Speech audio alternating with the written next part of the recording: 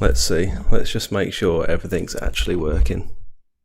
I have no idea if we sound okay. Hello. But we're live. Welcome, everyone. Something went wrong in the chat. That's a good start. Someone else has put that. No, it's come up on my screen. Something went wrong. Yeah. Welcome, everyone. We're here in Evesham. Is this classed as Evesham or Pershore? It's actually Fladbury. Fladbury. It is. With a pressure washer. Sorry. That's all right. Pressure washer sales and service. We've got Tony and Ollie with us again, as before. That's Tony. Hi, guys. That's Ollie. I was hoping you would carry on with that. Oh, we've got the twin camera setup. That is actually looking pretty good. Can you flick between the two? Oh, yeah, not bad. So professional. Not bad since You'd like. love to see what's actually behind this. Yeah, we knocked it up half an hour ago. Thank you, X-Line, for the prop of the camera. Yeah, if I'd like to turn this around and show you guys the rig, but it's a little bit precarious at the minute. So I want to see if I can refresh my chat because I can see it on my phone, but I can't see it on my screen. Refresh chat. Hey, I got it. Perfect. Right, we're good. How's the audio? Stripe, welcome. Tintin's welcome. Tintin's, I like that. Daz, welcome. Craig, thanks, Craig. How you guys doing? Yeah, good. Very good, thank you. This is all a little bit last minute on my end. I arrived about half an hour ago. I'm trying to frantically set up the equipment and stuff. So You've done very well. I think we're okay. Quality looks okay. Say my name. Hello, Matt. Welcome. Audio's good. Mitchell, welcome. Central. Look at that. The twin camera setup. That actually looks pretty good. I'm pleased with that. I'm liking that it's... I'm just watching a little bit on here. Caught you off guard there, so. I was just telling these guys that I've been sat in my new unit all day. Absolutely freezing because I've literally had the radiator between my legs under the desk, like hovering over it like this while I'm trying to make it our sort of storage area, and I'd like it to be my office at the same time because I was about to ask you, what is it for? Yeah, it's, you know, that feeling of just wanting to separate home and work. Yeah. I feel like I'm at that stage now where I just need a workplace. I need somewhere to go and then finish for the day and just leave and not think about work again. Although I'm still getting messages constantly, but it's one of them. Yeah, it doesn't stop. But if you can separate it a little bit more, I think it's probably going to be better for you. Do you guys have work phones and personal phones, or are they both personal? No, just personal. Just personal, but they've got work stuff on there, so yeah, it's always coming through. You can also get like a dual SIM for your phone. So I was thinking about doing that, but I don't know what the point in that would be. Then at that point, do you just turn one of them off? Or? Being able to shut off from one, wasn't it? But yeah, I think there's other ways of doing it. I think you could have maybe like a call divert at a certain time. So if it's calls that you're worried about, they can be diverted at that time. Yeah. Or go to an answer machine. The other thing is, you haven't met Kieran yet, have you? No. I've got a new team leader called Kieran. So the goal for him was to be replacing Jakey when Jakey goes in. He's irreplaceable. He is irreplaceable, but when Jakey goes in April, Kieran was going to hopefully be as trained up as physically possible by that point where he could sort of go on his own. And he's driving the van now. And he said to me the other day, you know, when you go on your honeymoon, like still book the work in because we can just carry on. And I was like, oh, that's the first time you've been able to. First time that's happened in 5 years of starting the business. And money still be coming in. Yeah.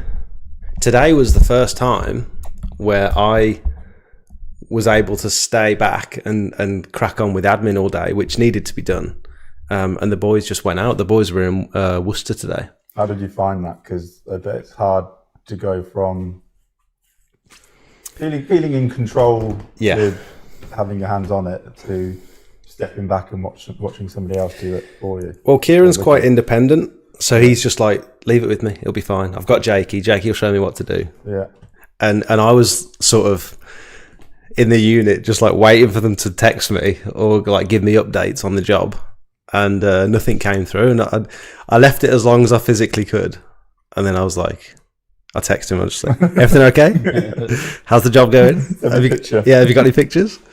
And they smashed it. They did 2 pretty big jobs today, and no dramas. They were only supposed to be doing half a driveway this morning.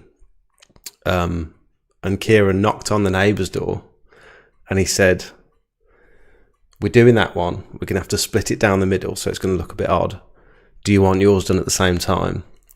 Ordinarily, it'd be 250 quid, but because we're here doing that one, it'll be 220. And he's got them both. He got both driveways, and they accepted on the day, and it's just great. What were they doing on my patch? Daz, Worcester is not your patch. Only patches now. Yeah. We're going to have postcode walls on. Yeah. And pressure washers. How's everyone doing? How's everyone's week? Oh, it's only Monday, isn't it? How's everyone's weekend? Evening, Jake. Titan Pro joint. Can you store it for another job? No. Once you've mixed it, that's it. It'll start to set within about an hour, and that is ready for the bin then. Is this the brushing joint stuff that you put on our scene? The only thing you can do is when you're at the start of the job, and then you brush all that excess off.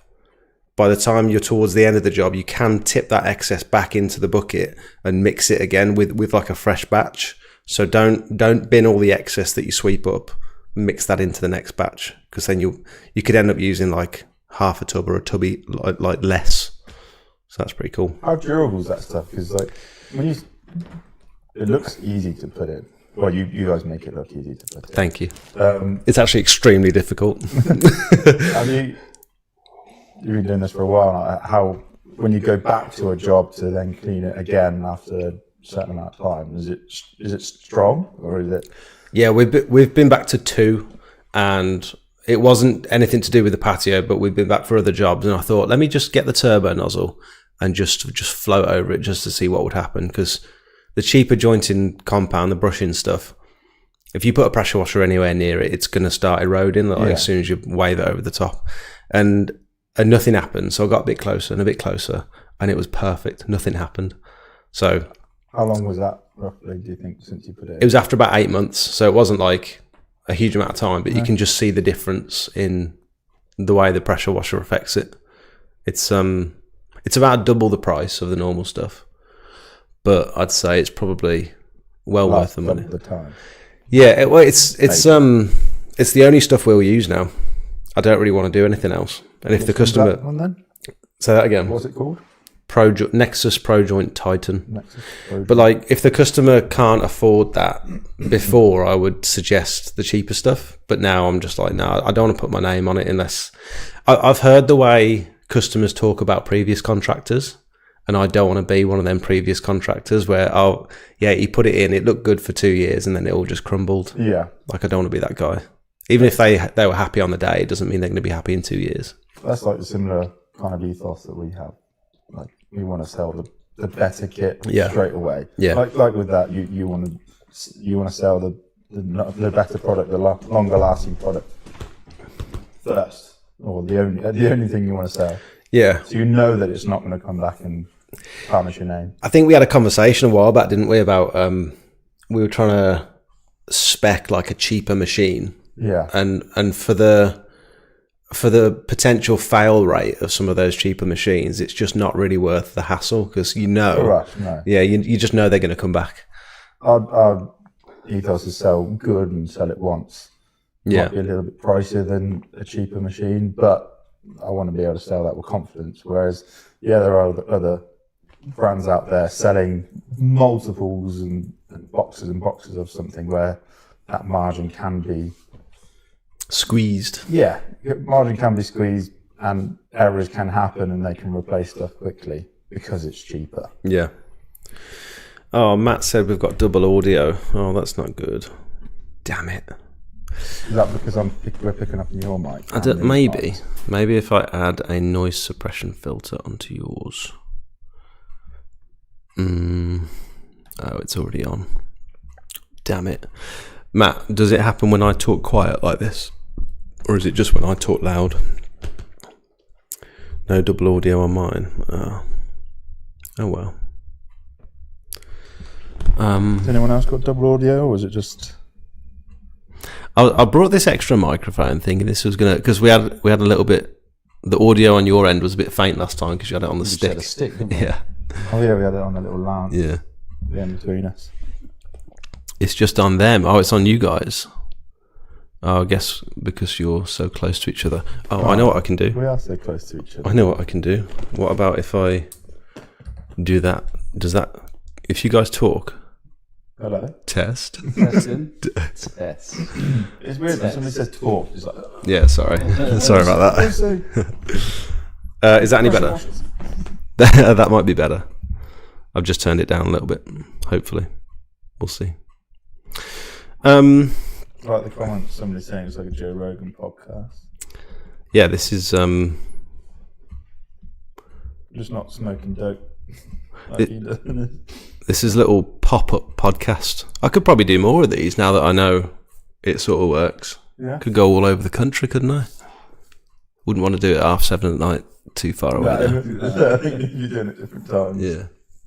How have your social medias been going? I've noticed you've been getting yourself in front of the camera a bit more. Yeah. A bit more confident. Yeah, me trying to put ourselves out there a bit more, try and make things short and a little bit funny. Well, I say funny, just a little bit more eye-catching, I suppose.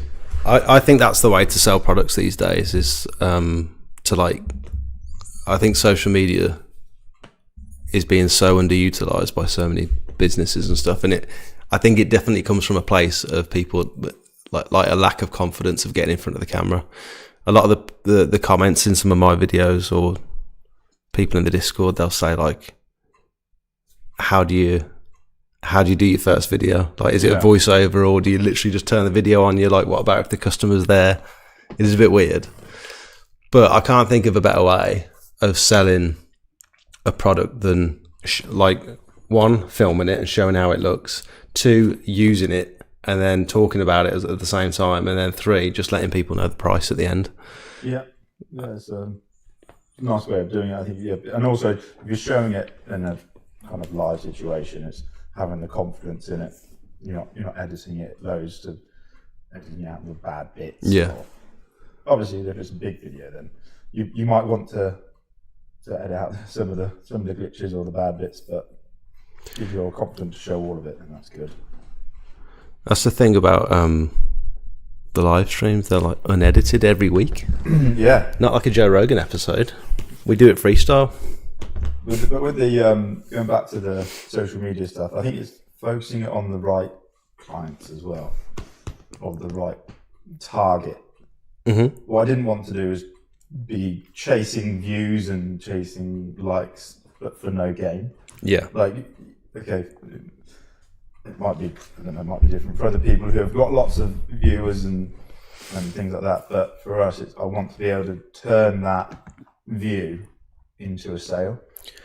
Yeah, I was listening to a podcast. Liking the video, I'm not going to get really. If somebody likes it, it might get through to somebody else who might then buy something. But ultimately, it doesn't matter if it's 5 likes, but if one of those 5 likes somebody bought something, then that's what you want to generate. I was listening to a podcast a while back, and he said something about if your videos are going viral, you generate millions of views, but you're not selling a product, then it's not really doing what you necessarily want it to do. Whereas if you can curate your audience and aim your content towards a specific avatar, they call it, then then the first, like your target market, is that what you can literally break it down by age, gender, demographic, like it's a very specific demographic, and if you curate your content to be of interest to that specific person rather than a broader, you know, this is just a satisfying video that everyone will like. Yeah. Yes, it might do well in clicks and likes and views and stuff, but it's not necessarily converting. Especially for a business owner, you want to convert into sales or like customers potentially, or quotes. And so that's why Jay from Exterior Essentials, He was on the podcast a couple of weeks back, and he said something that made me like really think. I've been thinking about it almost every day the last couple of weeks, because he said something like, we don't post. He said something about he doesn't post the jobs that he doesn't want to generate. Yeah. Okay. Yeah. So if he does an awkward patio or an awkward smaller job, if he's specifically targeting roof cleaning, he's not going to post a driveway clean. Yeah. He's only going to post roof cleaning content. And I'd never thought of it like that before. I only ever posted whatever I was doing. So whatever came up. But now I'm thinking, I get people getting in touch for things like gutters, faces and soffits, where we have to clean all the white work and the PVC and stuff. And I just don't want to do that work anymore. And I think we're busy enough where we can decide that we don't have to do that work. And I'm thinking, like, why am I still posting that work if I don't want it? It's literally just for the views.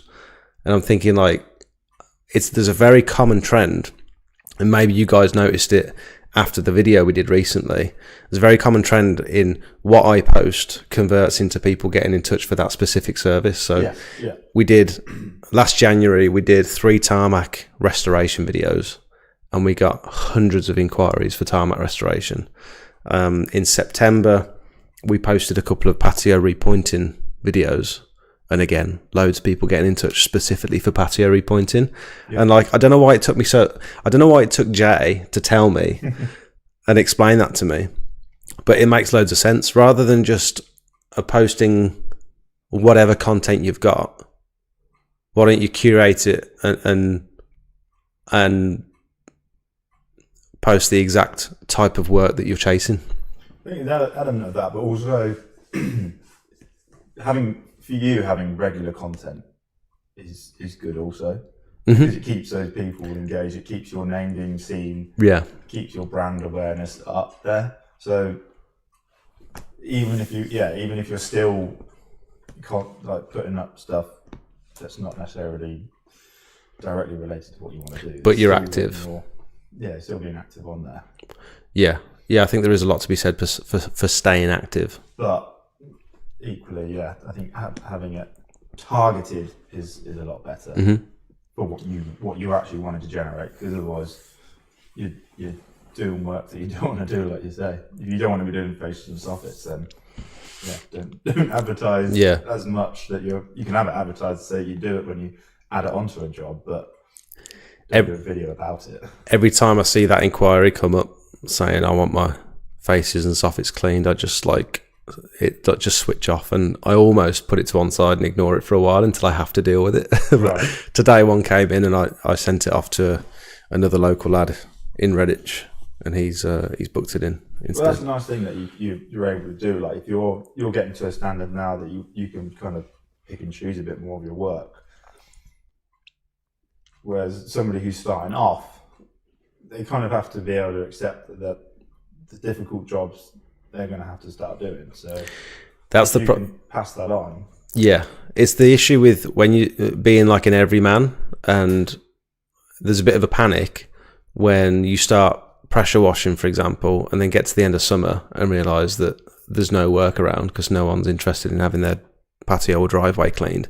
You've got to diversify. And you think, right, do I spend loads more money and get like roof cleaning equipment and start doing that? I have no idea what I'm doing, but let's give it a go. Or do I get a gutter vacuum, or do I start doing window cleaning round or something? And then all of a sudden you're offering all these other services that you never actually intended to offer, because you can't stay busy just doing one service. Yeah, makes sense. Do you find that you've had to like niche into one category? Have you, another podcast thing like girl in the red dress, like shiny object syndrome, have you ever chased other stuff and then realised actually that's just a distraction, we need to focus on what we're doing? Yeah, I think focusing on stuff that makes you a bit more, makes you the profit or makes you the margin, or the stuff that you're really good at. Like the detailing side, for example, I was like really focused on doing that side. It looks good, you've got cool cars, it's like exciting bit, but really there's the detailing side, there isn't that much money and value in it as much as, say, the exterior side, where there's loads of accessories, the machines need to be kept up. So you were supplying equipment for car detailers? Yeah, things like the smaller Kranzels. I don't know if people have seen them before, like the 7122s. There's still money to be made in it. I'm not saying that there isn't, but I think I was at one point like kind of chasing that side of things. There's less of a maintenance. Are they electric? On electric, yeah. And also, they literally use them until they fail, kind of thing. The main the philosophy. The philosophy that they have is. We try and tell them otherwise, but. And would they have like an electric machine in the back of the van running off a generator? Is that how like a detailer would set it up? Yeah, a lot of them do. Some guys will literally just plug into the customer's electric. Yeah, just run an extension lead from that. Yeah, when they're starting out, they'll just use the customer's water, supply their electric supply. Oh, okay. There's quite a few like self-contained. They've got generators and water tanks. I hadn't realised until recently that some of the detailers are using like pure water setups, like window cleaners. Yeah. Oh yeah. I didn't know that. I thought they just used tap water. They use it a lot because you're not having to wipe the car down. Yeah, just beads off. Water when you're drying it. It's not leaving the white marks afterwards. Yeah. What you got there? This is the Kranzel 7122. This is like the detailer's treating. Do you want to pick it up so people can see? Yeah, it's quite heavy. Oh, sorry. It's small. It's actually quite a heavy machine. So this is 7 litres a minute at 120 bar, and it'll run off a generator, like a small generator. So it's only putting, what do they call it? 4 amps? Not a lot of amps at all. Yeah. It says 7.5 amps, but when they're actually running, they pull like nothing, which is why the detailers like them, because they can have them on extension lead and it's not going to be blowing the fuse all the time. How many bar did you say? 120? 120. 7 litres per minute. Yeah. But for a vehicle, washing a vehicle, yeah, it's ample. They're really quiet. Yeah. Physical size, tiny. Takes up like the same size as your laptop. What would you say would be the max flow / pressure you could get out of something like that you can plug into the customer's power supply? Generally speaking, it's about 12 litres, 100 bars is the average. Running on a 13 amp supply, so like your standard plug, you're not going to get much more than 12 litres a minute, 100 bar is probably the ample. I'm just thinking if you wanted like a small setup, to like a carry setup like that. Yeah. And it's electric, so it's really durable as well. So the parts inside in the head it's just really good machine, isn't it? Very low maintenance. Yeah. And it's got a pressure gauge on top. Yeah, it's got a little cover on the pressure gauge there. And can you adjust the pressure? Oh, you got an unloader on the side? Yeah, your unloader. I'd never even considered these little electric machines as an option. Yeah, if someone's working from a car, you can just bring this out. No fumes. Decent hose, really low. Yeah, no fumes, hardly any noise. You could have a longer hose. There's a 10 litre a minute version as well. They draw slightly more. They have a slightly faster revving motor compared to this one, the 10 litre per minute machine. But it looks exactly the same. So 10 litres per minute. How many bar? 120. Yeah, 120 is what they say is the maximum. Do you think that's enough to run like a little turbo nozzle? Yeah. You reckon? What's that on the back? Can you spin that round? Is that like a fan? Yeah, it's just because it's a electric. Sorry. Electric motor. It's all right. It's quality there. That's the fan for the motor. So that's just to cool the motor. Yeah. So they've got all fins on the motor. It's not exhausting anything. No, there's no fumes. It's not burning anything. So you can literally leave that in your boot, open your boot, and just run it from that. Yeah. That's pretty cool. So you could use 120 bar at 10 litres per minute. You could use a little turbo nozzle and get decent results, you reckon? Yeah. Yeah, that would be a nice way of doing it if you want to just start off and do some small. I'm going to plug it in so you can get how quiet it is. Oh, yeah? Obviously, it runs a little bit noisier when it's. I don't know if it's even picking it up yet. A little roof cleaner machine? Maybe. Because we're running, I don't know, I'd say we're running about between about 130 and 160 bar on a roof. It's hard to say. But it's impressive that you can literally just plug that into the customer's power and go. And because it's 7 litres a minute, you can plug it into their mains water supply. So you're not having to carry like a tank. Yes. There are also, I've tried it once, plugging 2 of them in next to each other. So then you've got 14 litres per minute running into one. Does that work? It did work, but I don't know for how long. Does that doesn't double the pressure, does it? It just doubles the flow. Pressure, it doubles the flow. Yeah. But it worked. Like the flow, there was a higher flow rate there, but it was still low amps because the machines are drawing such low amps. Yeah. I'm just trying to think of all the different. Sounds like we're gonna have to test it. Yeah. Yeah, I'm just trying to think of the different use cases. Well, you could apply a soft wash with it. You wouldn't want to run. Yeah, you could. You could have it. Yeah, that could be your separate soft wash little machine. It wouldn't like anything running through it. No, you wouldn't want to run the stuff through the pump, and you'd have to have like a separate hose, maybe a separate hose reel, but it'd be a thinner hose.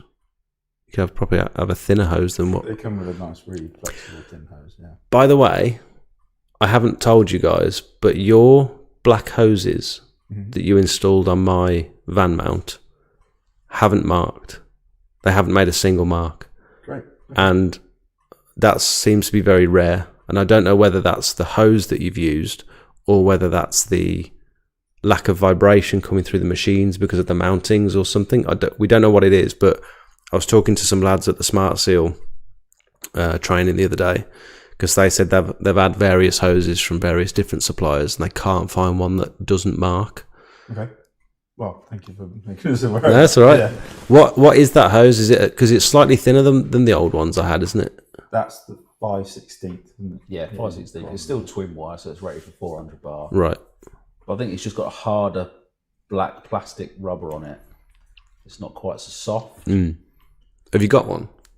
Don't worry if you haven't. It's not a big deal. Yeah. Yeah, I'm curious as to what's different, whether it is the way it's been mounted, because people are constantly complaining about vibration and about their elbows, about their wrists and stuff. Do you want to just hold it up to that camera there so people can see? Where's that pressure washer one? The one through there. Yeah.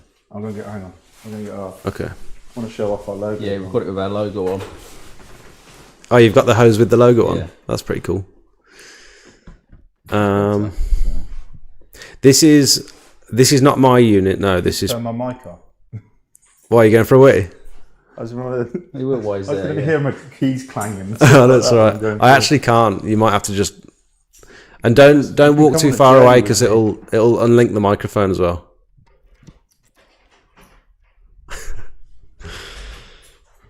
Yeah, we used to have the same hose supplier for a lot of years, like before I started, and then we noticed the quality started dropping. So we found another one. They sent us loads of different quality of hoses, like cross-section views, and so we could see what they were made of internally. We just stuck with this stuff. So here's a common question that gets asked in the Discord 2 or 3 times a week, every week. Is there a good budget low pressure hose reel? Did we cover this last time? I can't remember. I think we've touched on it. Yeah, it's tricky to find a decent low pressure hose reel that's, around the £100 mark, for sake of argument. Yeah. Without going to a DIY store. We tried, like you tried one, the orange one that they just collapse. The current orange one we've got is a lot better. Yeah, because it's got that brace, the triangle brace. But it's like £250, so it's not cheap. Without the hose? That's with the hose, yeah. Oh, with the hose? Yeah. 3/4 inch? 50 metre, 3/4 inch hose. Okay. Yeah. They're beasts as well, aren't they? They're so big and heavy. Yeah, they are big. We have managed to sell them quite easily. Like I've had to order some more yesterday. Yeah. Because when people see them, they can see that for what it is, it's good value. Yeah. Really good value. But there's nothing out there that's worth buying that's... I think as long as you're careful with it and you're not like dropping it in and out the van, like getting it out the van and just like launching it on the floor. That's what kills them, because there's already a bit of weight in it anyway. Then there's a bit of water and it adds a bit more weight.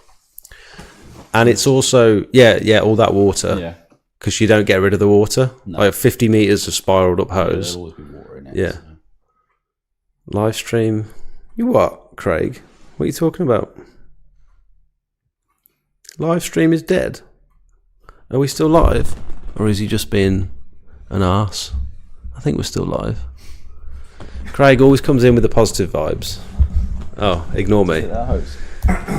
I got the hose, but I couldn't find the one with the label on it. Oh, his headphones died. I couldn't see in the dark. Why didn't you turn the light on? The light's through the other side. You didn't want to go too far? No. Oh. Let's have a look then. So there's nothing inherently different about it. It's just, is it a higher quality? It should be a higher quality. We pay a bit more. Show that camera because they'll be able to. This is the 3/8 version, twin wire version. And they got the chunky ends on them as well. Yeah, the nice quick releases with the 3 O-ring. Stainless steel. I have honestly found even after you drench them in hypo, they still don't mark, and we've got them on both machines. And I think that's when people they look, compare prices and things like that. Yeah, from the outset, it might look a bit more expensive, but you're not looking at the quality of the hose. You're not looking at the quality of the fittings, and the fact that the machines come with like. Just the little quality of life stuff, like a easy start valve, pressure gauge, that sort of stuff, which you don't often get straight off the shelf because the little accessories like that, they do add up. Caser is the flow sensitive unloaders. Yeah, ST2600 triggers, Q fittings, all that sort of stuff. Like it does all add up. That's what I noticed when people come in to see stuff, and we show them the stuff. They're now making sure that has it got this high quality fitting on it? Has it got the quick release for the lamp? Are people coming in already educated about that sort of stuff? I've noticed people are coming in more educated. Yeah. Is it the videos? Yeah, more educated. Yeah. I think there's a lot of videos, but then seeing it in the flesh really helps them understand. Yeah. Why certain things are priced how they are, and what they're getting for their money, because you'd see in a picture of it on the internet. It's not the same as getting hands on and touching it and feeling it. And my issue with buying stuff online like that, touchy feely, buying stuff online like that as well is often the picture doesn't actually match up with what you end up getting, and that's when people are starting off, especially they don't know this. You don't know the sizes of stuff. You might do if you're coming from a certain line of work, but the amount of people that come in with like a box of Amazon bits, and all they wanted to try to do is make the machine quick release, and you go, "Oh, you only need this and this." And I'm like, "Oh, I've been searching for that for like months on Amazon." And you're like, "Okay, that's fine." But now we've sorted it. We just need these 2 bits. And that's also the importance of having someone local that you can actually just drop into and speak to in person as well. Because a lot of people haven't got that. There was a chap in the Discord recently who said like, "There's no pressure washer supplier within about 200 miles from me," or something ridiculous. Wow, and so he just had nowhere he could go unless he was to travel like 3.5 hours. He had no one local to go to, and that sucks. I mean, we got people from all sorts of places sending us emails of what they can do. The best thing is if you are sending an email to us or to your supplier, like send as many pictures or the best good pictures as well. Don't just take a picture from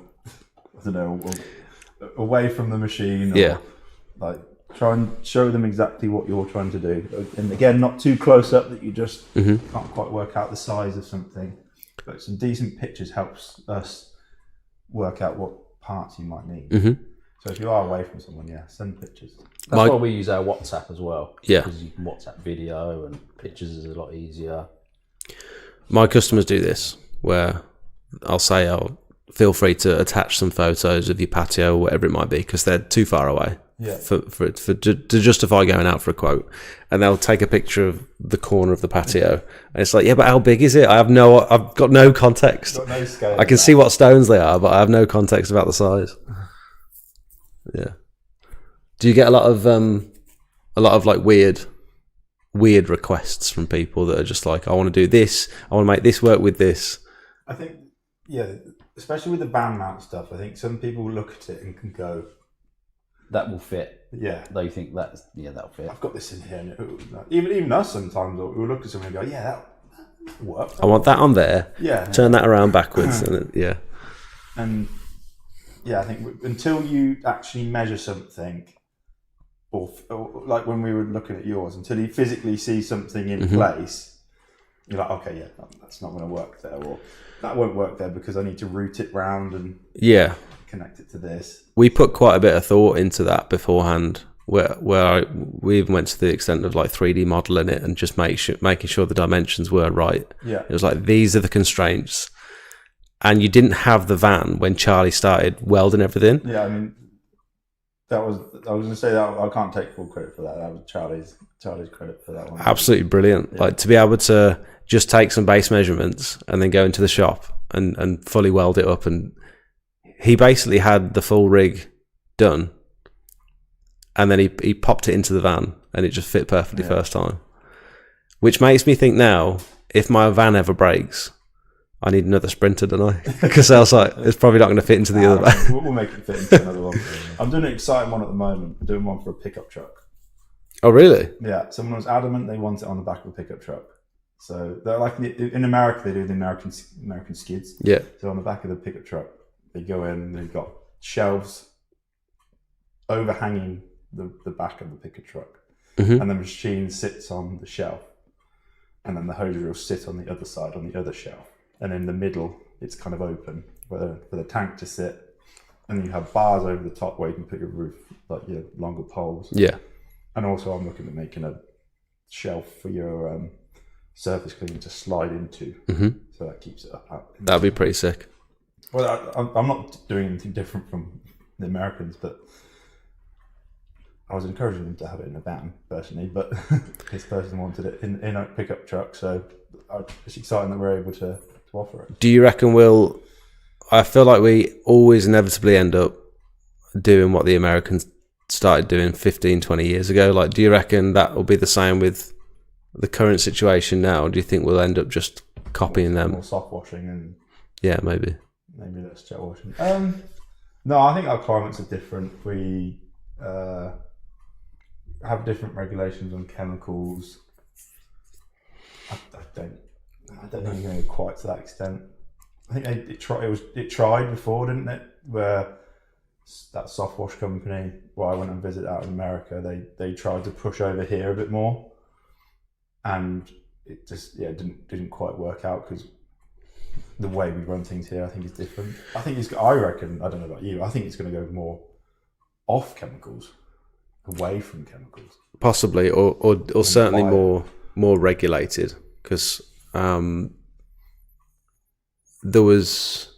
always get comments in my videos where I'm specifically using the water-fed pole or using the power pole or something, and they'll say like, "Oh God, you're really making a meal out of that. Why don't you just soft wash it?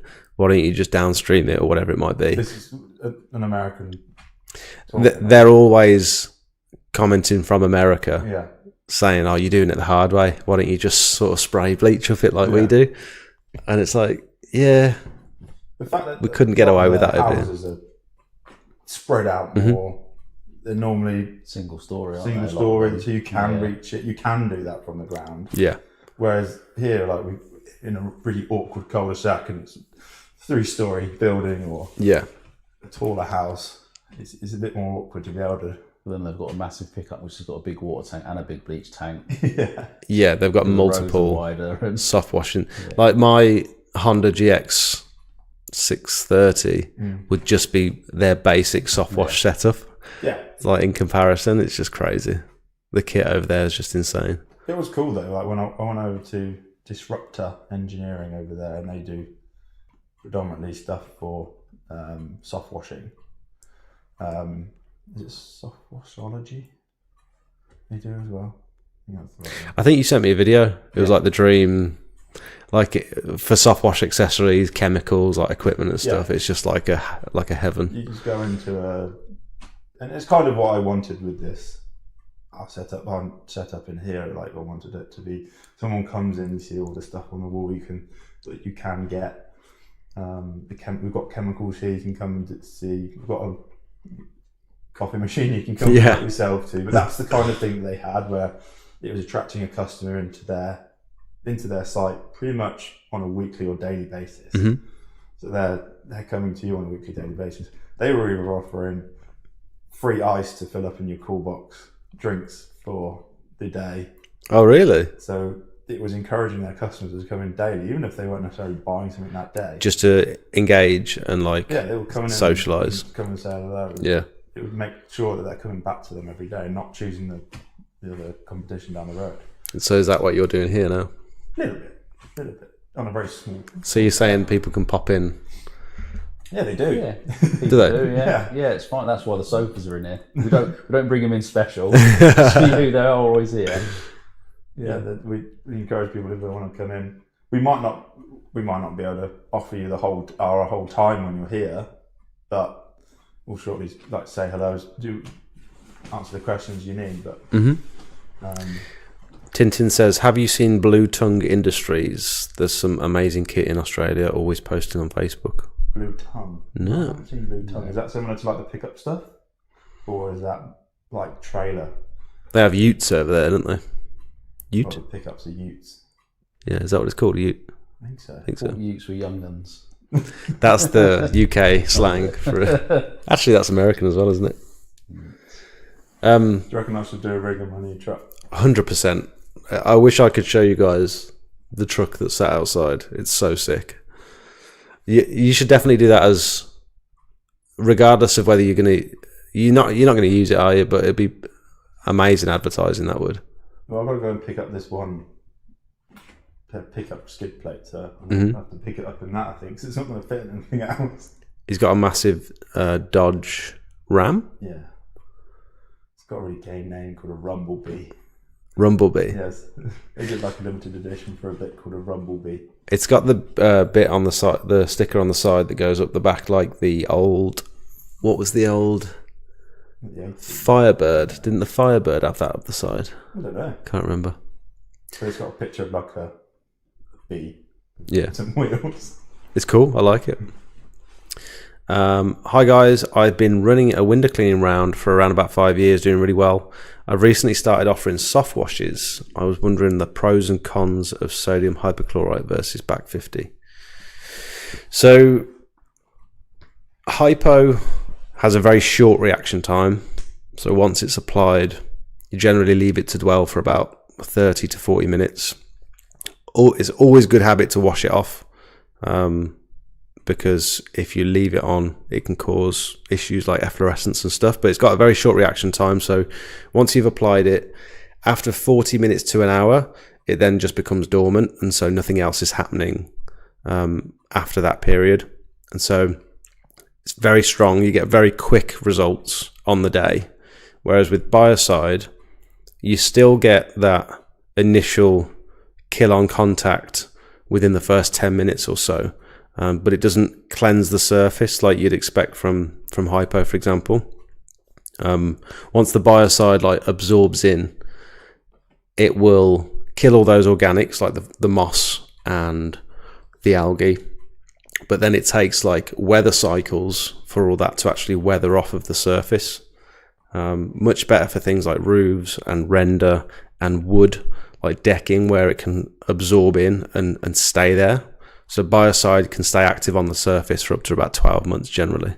So it's really good for when you've done a roof scrape or a roof clean to treat that roof afterwards with biocide rather than hypo, because you'll get the residual effects for up to about 12 months with biocide.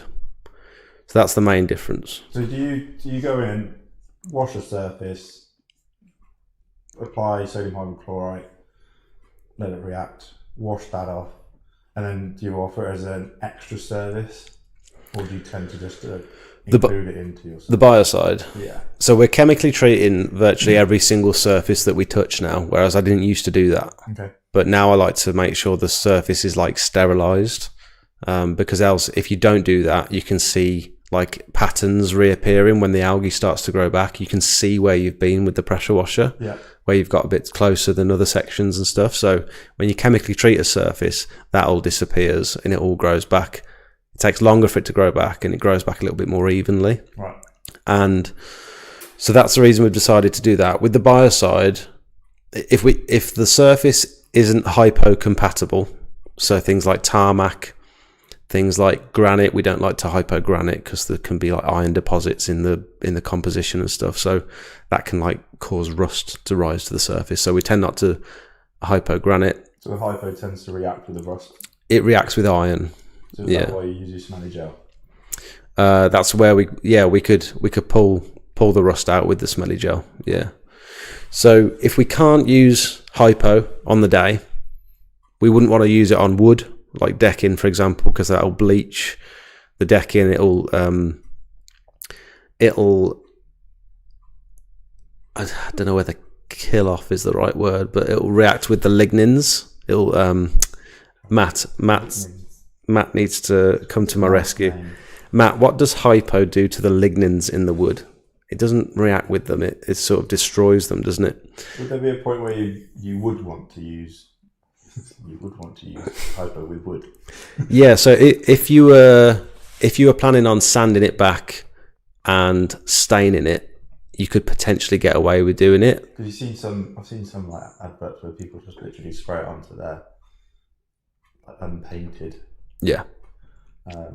fences just to bleach it back. Mm-hmm.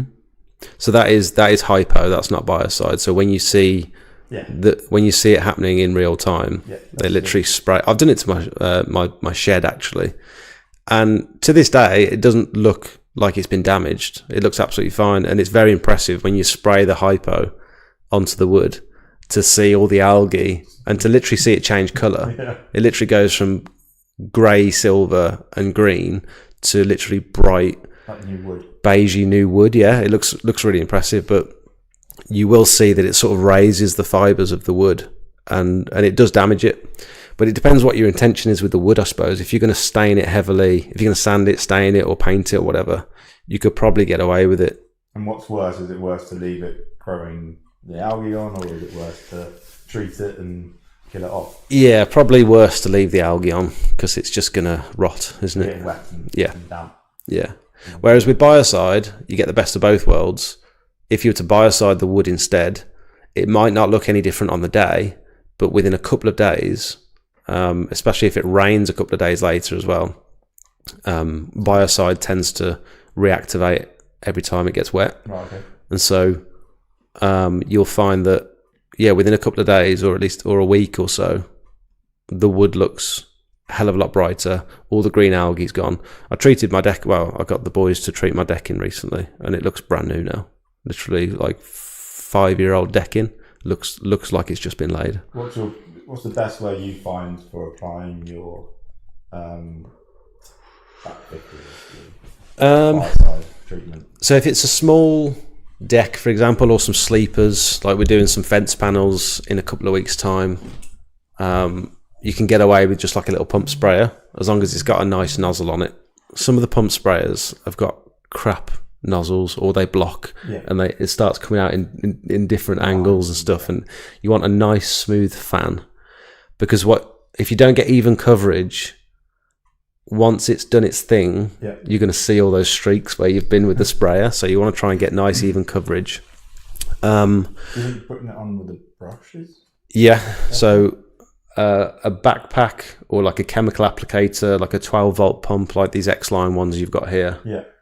With like a water-fed pole or a brush, that's really good. Again, from my side, because I didn't do the job, I need to be picking up on people's expertise and experience. So I need to know what it is best to have in here to offer to people. And I saw it as the safest way to apply it would be through some sort of brush system. So if you had a cheaper brush set up with a pump, then I thought that would be the safest way to apply it to the surface. You're a bit further away from it there as well, which is nice. If you've got the brush extended out, you're nice and far away. I wonder what you guys think in the chat.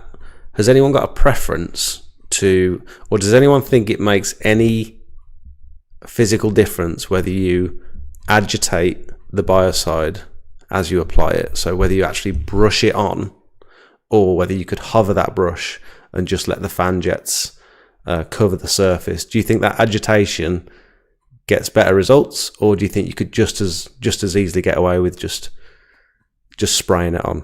Is there any difference? Matt says it breaks down the lignins. They are the natural glues in the wood. Hypo destroys the organics, so even if you treat wood and seal it, the damage is done. There you go.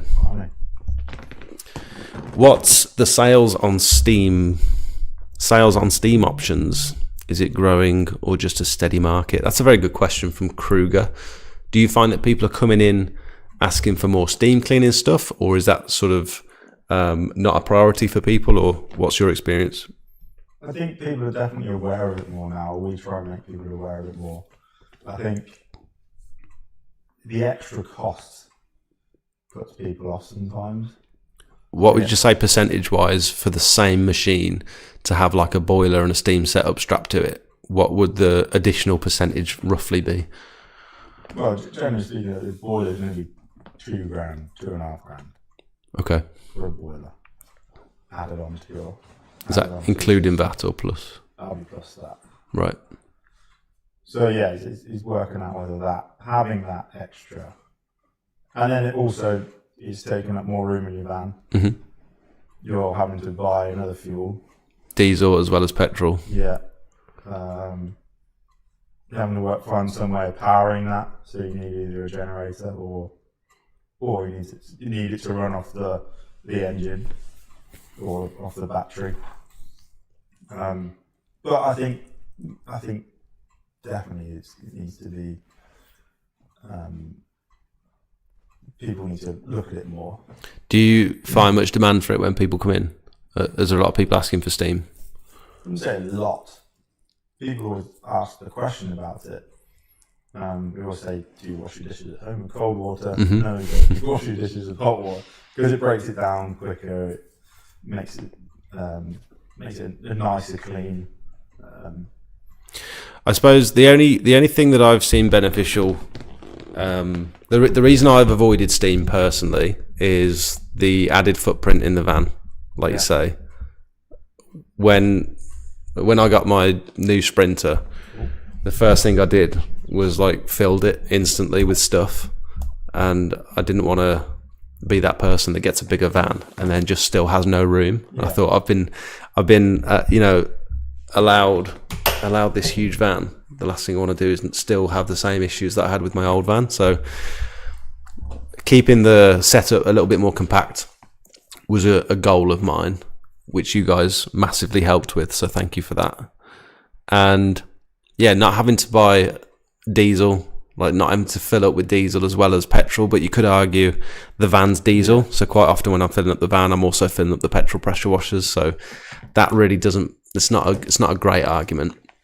But also, I think steam is great for commercial stuff and like heritage properties, old sandstone buildings that sometimes they're specifically requesting like DOF machines. Yeah. In the brief. With the DOF, with something like that, I think they need to see some sort of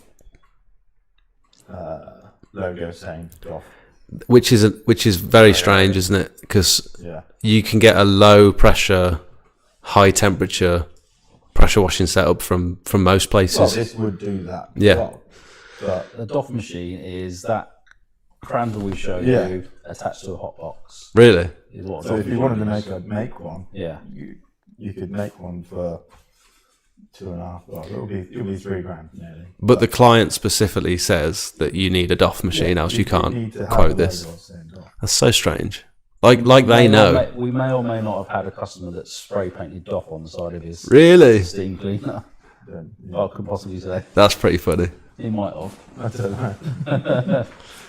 And then like chewing gum removal, which is quite a tedious job, I would imagine. Not that I've ever really done it before, but graffiti removal. Sorry, yeah. Any other use cases for steam? Well, I think we've got a used one. Would you want to take one? A used boiler? Yeah. Mm. It's a 15 litre, isn't it? It's 15 litre boiler. So you'd have, but I think if it was used on a roof, you'd be using it on low pressure anyway. Yeah. So it would be going up to temperature, okay. Mm. But we could potentially loan you that for a trial of a test piece. Maybe. Yeah, maybe. It does look impressive, especially when it's cold. I would like to try some graffiti removal, personally. My 30 litre per minute boiler can put out the same as a DOF, but they won't accept it. Yeah, that's the issue. Name. Yeah. I don't know who's got into bed with food, but yeah. Yeah, something's happened. Mrs. Doff is... Mrs. Doff. They're probably listening. Mrs. Doff. If you foam it up, it tends to stay on for longer and give it more contact time to work, but in general, not much difference. Is that the buyer side? Yeah. Or is that the sodium hypochlorite? The buyer side. Back and DDAC equals absorb. It doesn't make a difference if sprayed or scrubbed or agitated as long as it's even coverage. Bio with agitation, cheapest chips option, watering can and a brush. Brushing it on breaks the surface tension better than spraying on some surfaces. What they're saying is that it's going to be absorbed into the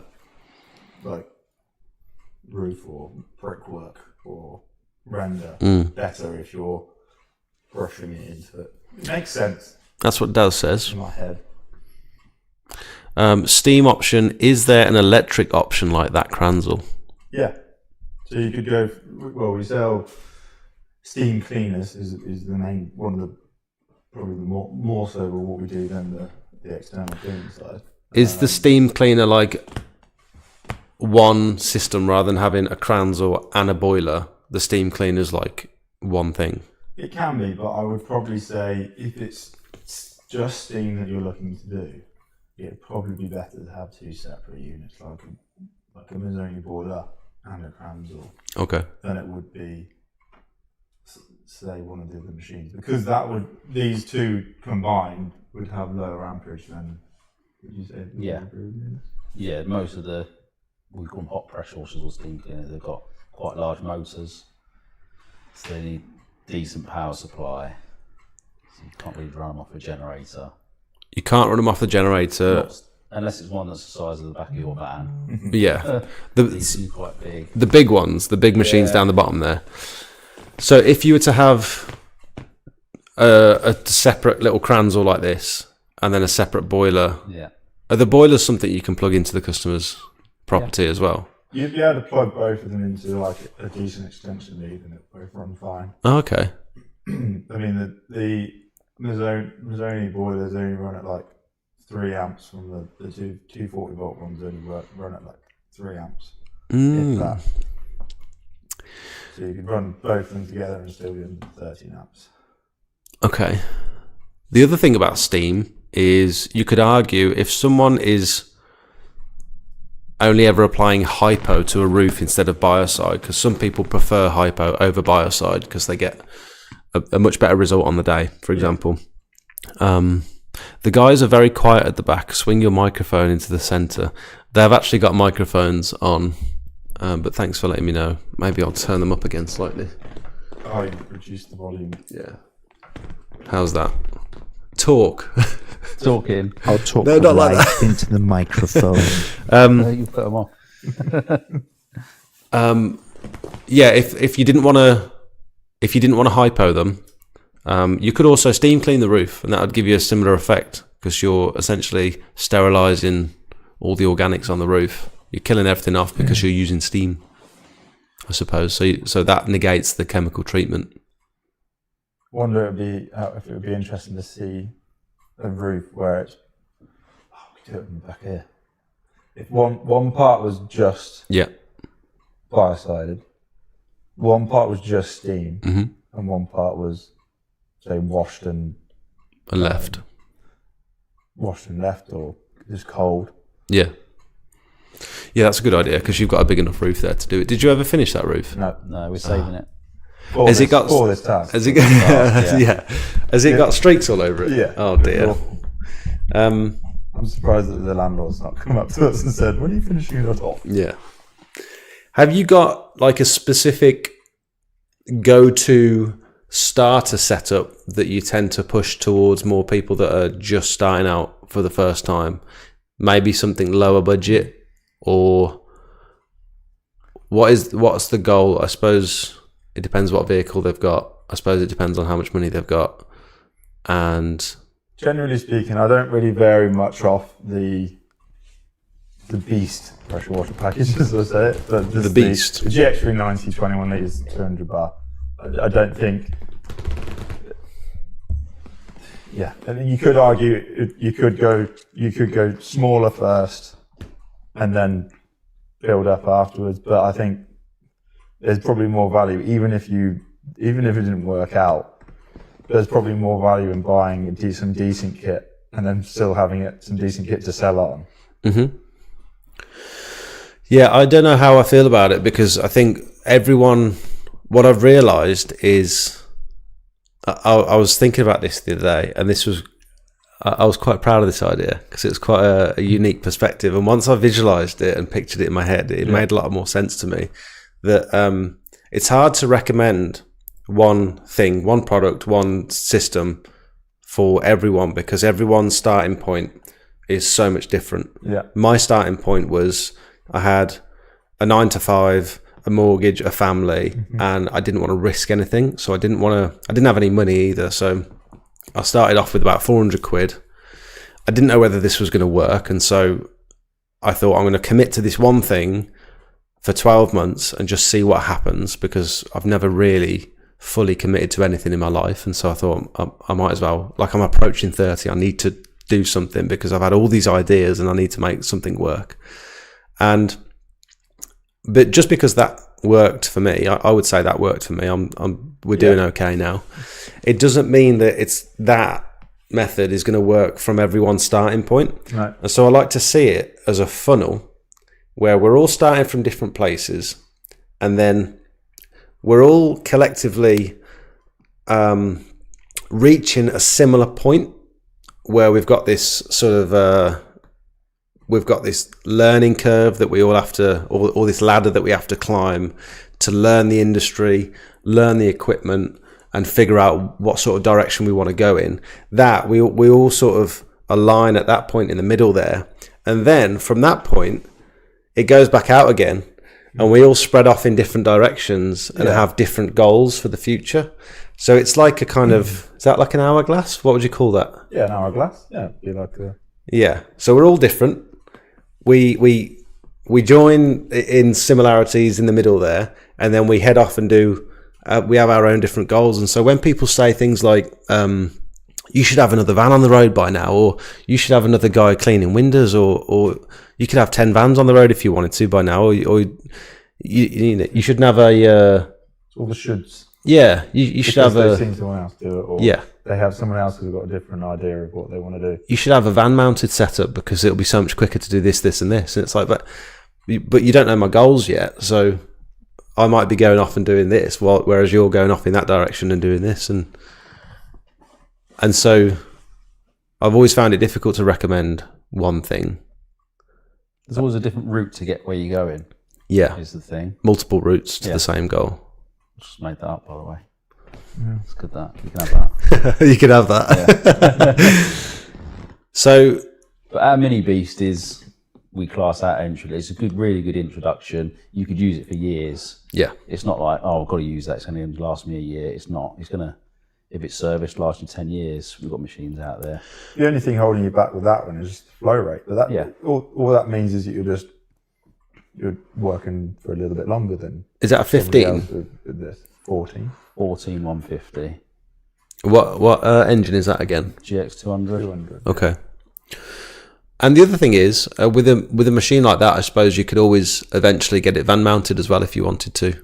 I was talking to Joe's Jets a while back, and she didn't realise she was going to approach a supplier and get a van mounted setup, and she wanted to know sort of what sort of ballpark figure should she be looking at. And I said, well, what machine have you got? And she said, oh, I'll need a new one though, won't I? And I said, no, you can take the one that you've got on your skid and plonk it in a van mounted setup. And I think a lot of people don't realise that guys like yourselves, you'll pretty much take whatever you're given and make it work. Well, with that, so I don't want to start plugging stuff, but we're here. So we're here as well. The beast packages, as I like to call them, that we sell with the GX390, but not just ours, but I know people that set up and they want to then van mount their equipment once they get to a certain busyness and scale. So yeah, we've done our, it's like a pallet machine.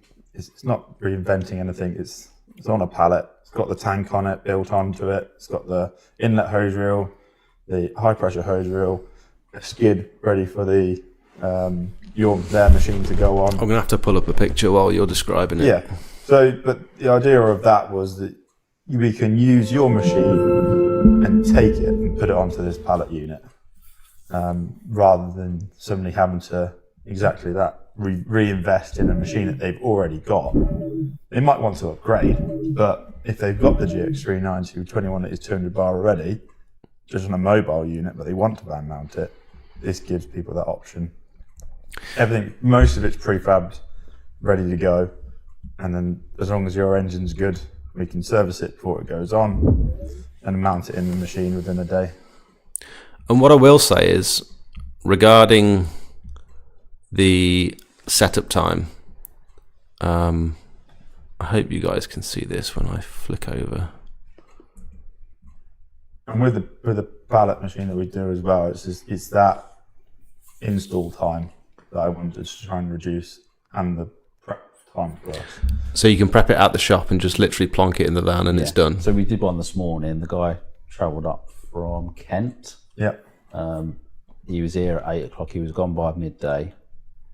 And that was a full install. Yeah, machine installed. Bolted into the van. Installed the prop plate right through the van.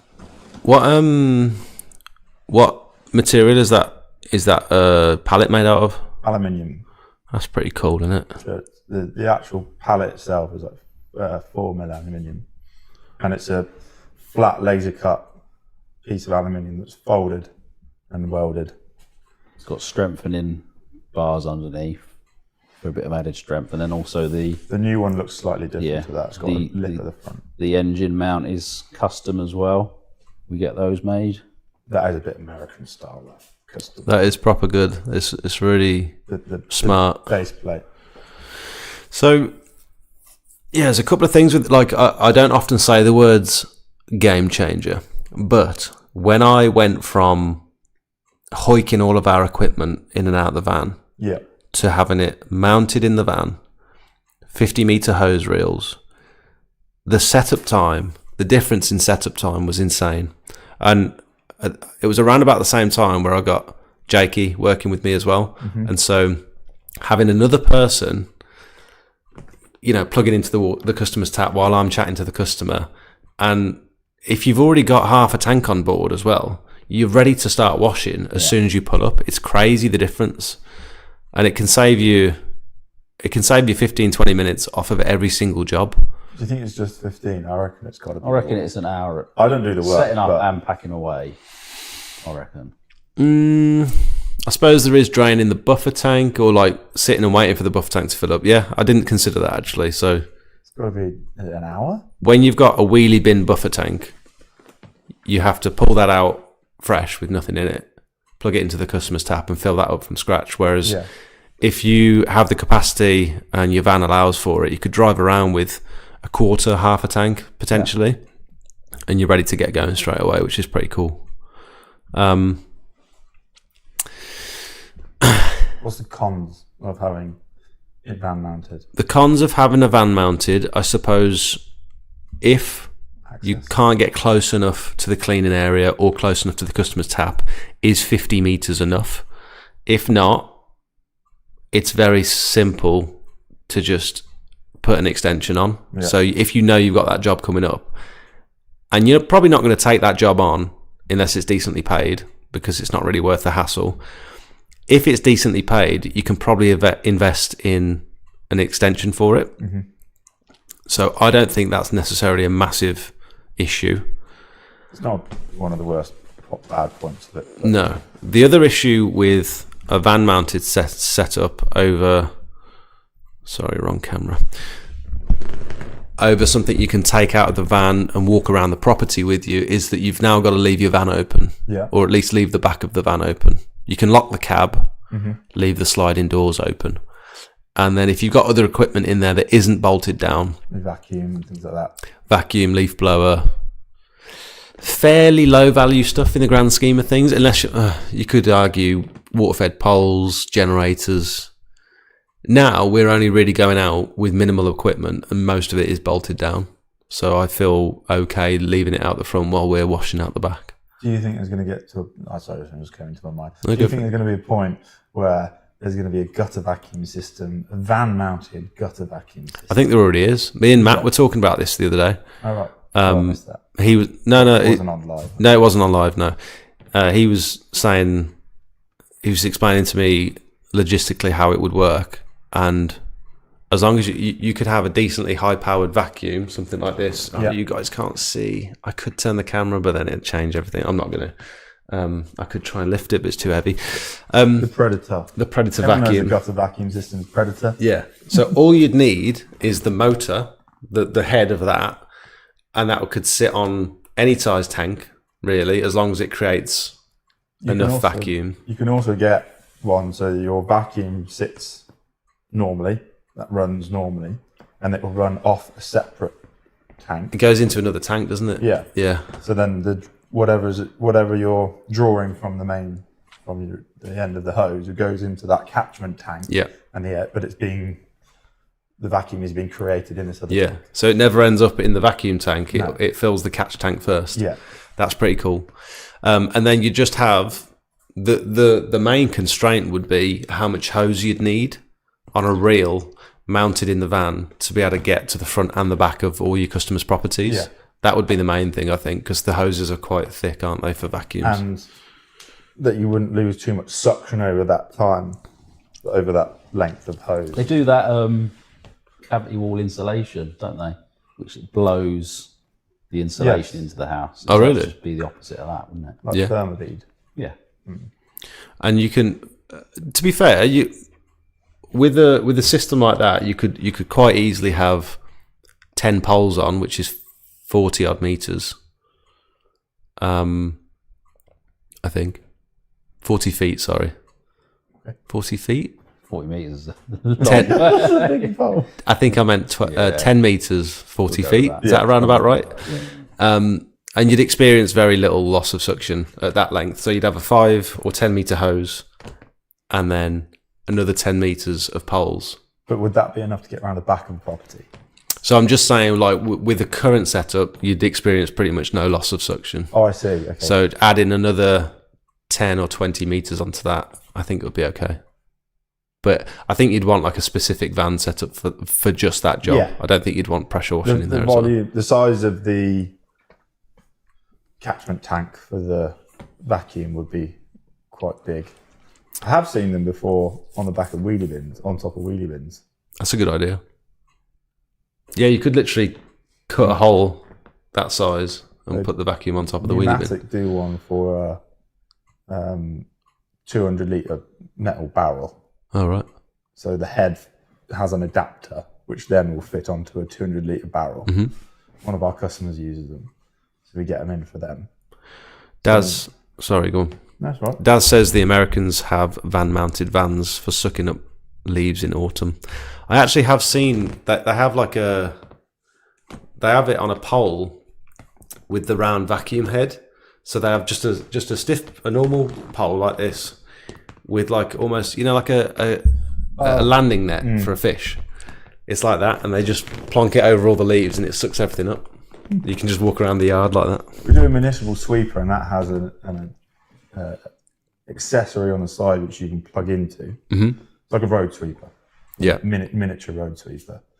and you can have an accessory which plugs in on the side, and that's for leaves and lighter items that can be drawn up, and that's got one of those like handles on it. Yeah, you say. You've got a mini road sweeper. We haven't got it here at the moment, but we're gonna have it back in soon. Yeah. Really? That's cool. Like the little ones you see down the streets in town and things. Yeah, that's pretty cool. Has anyone got any questions for Ollie and Tony about potentially setting up your business for the first time? What sort of equipment you need, or upgrading your current setup? This is like a great opportunity while we have two professionals on the live stream to answer all your questions, whether it be maintenance-based questions, whether it's equipment, business, anything really. You got a My Tower there, I've just noticed. We have sold that one. Is it sold? Yeah, get another one in soon. I think the My Tower is, from what I've seen, the My Tower is the best tower that we've come across so far. It's the easiest and quickest to put together. We have, I don't know if it's just, well, you put them up, but, excuse me, sorry. But I feel like there are other, we had a different one in before, and that was just, I found it just as easy to put up, if not, just as easy. But it's the quality of this when you get to when you're stood on top of it. It doesn't rattle around so much. No, this one feels secure when you're up there. Mm-hmm. But then it is, like you say, it's still simple to put together and take apart.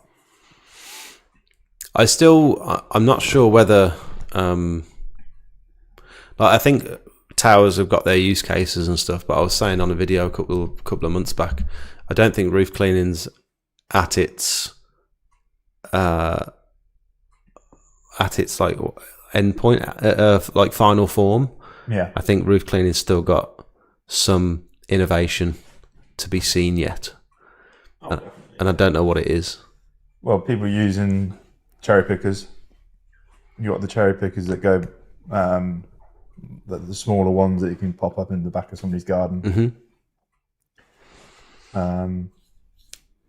There's the ionic system from the ground, where they do it solely from the ground. The roof wand with like a support in the middle, which you can control and move it slightly. Mm-hmm.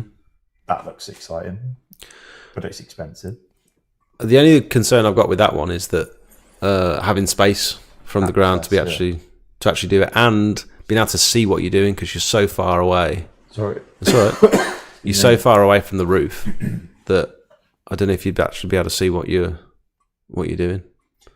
But if you're on the ground and it looks fine from the ground, then I suppose it's fine for the customer, isn't it? You've got drones now becoming more and more used in soft washing, and I can't be trusted with the drone.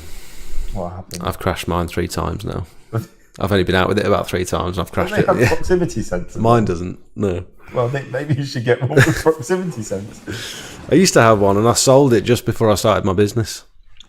I've had to repair it twice now already. I've only had it about a month.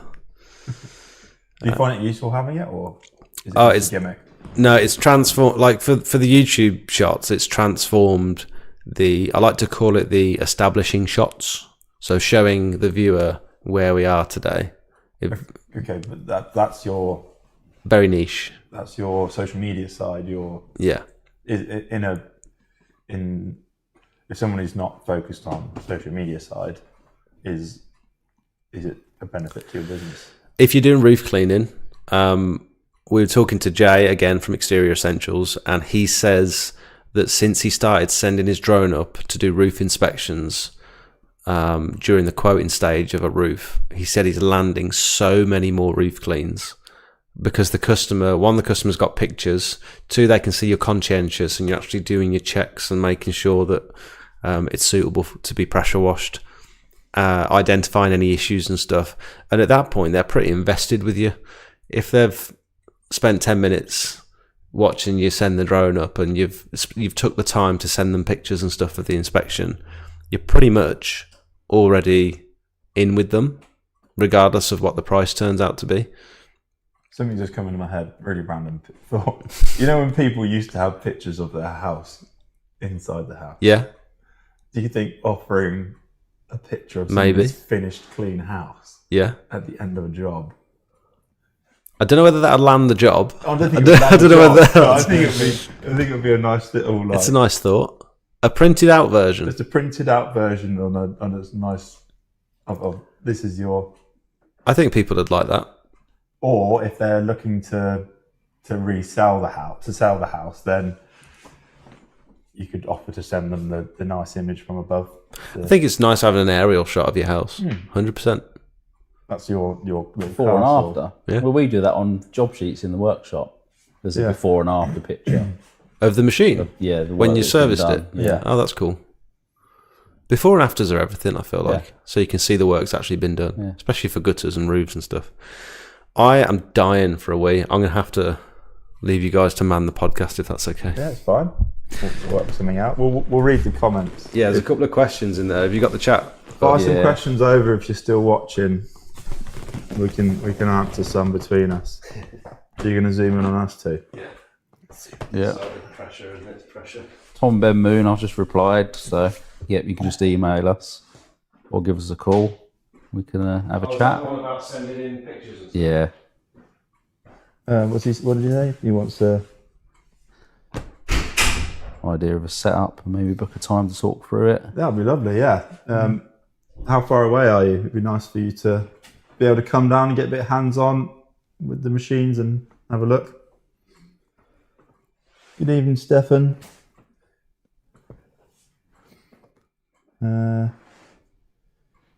Tom, that is what they do. Yeah, we do. We do it well. That is. All right, Darren. Grimes Prime, that chap bought a Mini Beast package a few weeks ago. It's going well. What would you suggest that I must have for winter season? Gutter vacs is always like the next thing people generally buy. And it's not a big investment. I think like gutter vac systems do one, well, we sell that one of theirs for... Yeah, the Panther. £1,000 for 25-foot of poles. And that would get you, that would do you the whole season in the winter. So I think that's nice that you can bring all three if you want, Jake. What's that? Bring all three. It's going to show you the... Yeah, the Panther's nice. It takes up little room in your van. So if the van's at a bit of a space is a bit of a premium. It's light enough to carry. You can walk around the back of the property with it really easily. It's only got low amps, so it's not going to be lowering the amps at the fuse too much. So Jake is now showing you the three options of the Pro Jet, Canon, and Foma. I didn't know you guys did the Pro Canon. From Rutland. Pro Foam. I went and visited Ben the other day. Yeah. Yeah, lovely, great setup they got down there.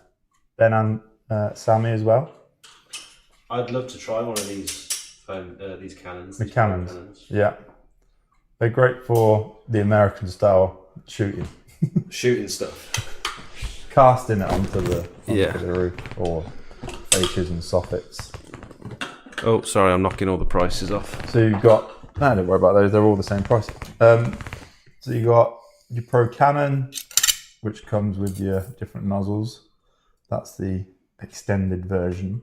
And you can still use the switch tip on that, so you can still get your proportions. And does that... Why would that send it further than that if it was on open? You know what I mean? Well, you need to put you get the sniper nozzle in there. Oh, you put the sniper in the end? Yeah, so the sniper goes into that, which then has a long trajectory. I don't know the science behind it. Ben from Rutland will be able to tell you the science behind this. The sniper does... He's the intelligent one for making this stuff. The sniper does definitely send it further than the traditional X-Jet. Where it's got a good mix of flow and the direction being straight through there to be able to cast it. It does 3 stories. So the little sniper nozzle, which is a little 1/4 inch quick release, goes into the end of the Pro Canon. Yeah. And then your switch tip can go on there, trigger on there, and you can literally just... Should we wind this back for people that might not naturally know what these do? Go for it. So these are chemical applicators for applying predominantly, would you say, sodium hypochlorite? Yeah, most of the time. I wouldn't advise doing... This one has got a use case for applying biocide to a roof. Okay. If you're on a cherry picker, I think, if you're close enough to the roof potentially, so as not to much overspray and so you don't cause drift. Other properties. I think with an X-Jet, you can potentially cause a bit too much drift, whereas this, it can be a little bit more direct. Okay. I've never tried it. I would love to try it, but I don't know if it's going to be safe or not. But okay. But yeah, for like washing cladding or applying like chemicals or degreasers to industrial cladding, for example, that would be very cool. Yeah, I'm going to have to buy one of these, I think, definitely. So yeah, for people that don't know what this is, they are chemical applicators. So from this side, I'll grab it. From this side, the trigger is attached to it. You get the trigger as well. Very common question is, should I get the Pro Foam or should I get the X-Jet? Very common question. So your trigger goes into here, that clicks into there. You get a hose which clips onto here. Then as you pull the trigger, the water comes through here and there's a Venturi effect. And then it's the suds are drawn up through here, mixed with the water and then sprayed out through the end. So with the X-Jet, you can adjust the nozzle so that it's wide open and it shoots in like a straight line, or you can close it off so that it pinches it and creates more of like a fan jet in the end. Pro Jet version. That's probably the most common one. Oh yeah, it's a Pro Jet, not an X-Jet. Sorry. Sorry, Ben. And then you can adjust the spray pattern. That's probably the most versatile because you can cast it with having an open jet and having it streaming out and it will go cover a big area. Or you can make it narrower. I think you used to use it for washing down as well. We still use it for a lot of rinsing. Yeah. Disconnect the chemical side and you're just rinsing with just water. And then this one is the alternative, which is the Pro Foam. Pro Foamer. And this one exactly the same way, injecting the chemical in line. I would say this gives a much stronger foam than you get with the X-Jet. The X-Jet still, as long as you've got plenty of surfactant, the Pro Jet, as long as you've got plenty of surfactant in your mix, both will do the job, but the Pro Foam 100% foams it up way more, which increases your dwell time and it will make your hypo much more effective. So it's passing an air gap here where air can be injected into it or invited into it. Is that a Venturi as well? Like both?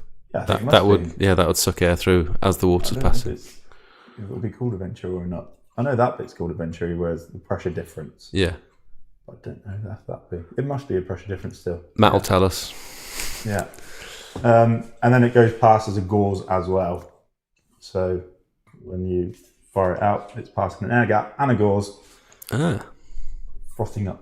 foaming up your surfactant and hypo.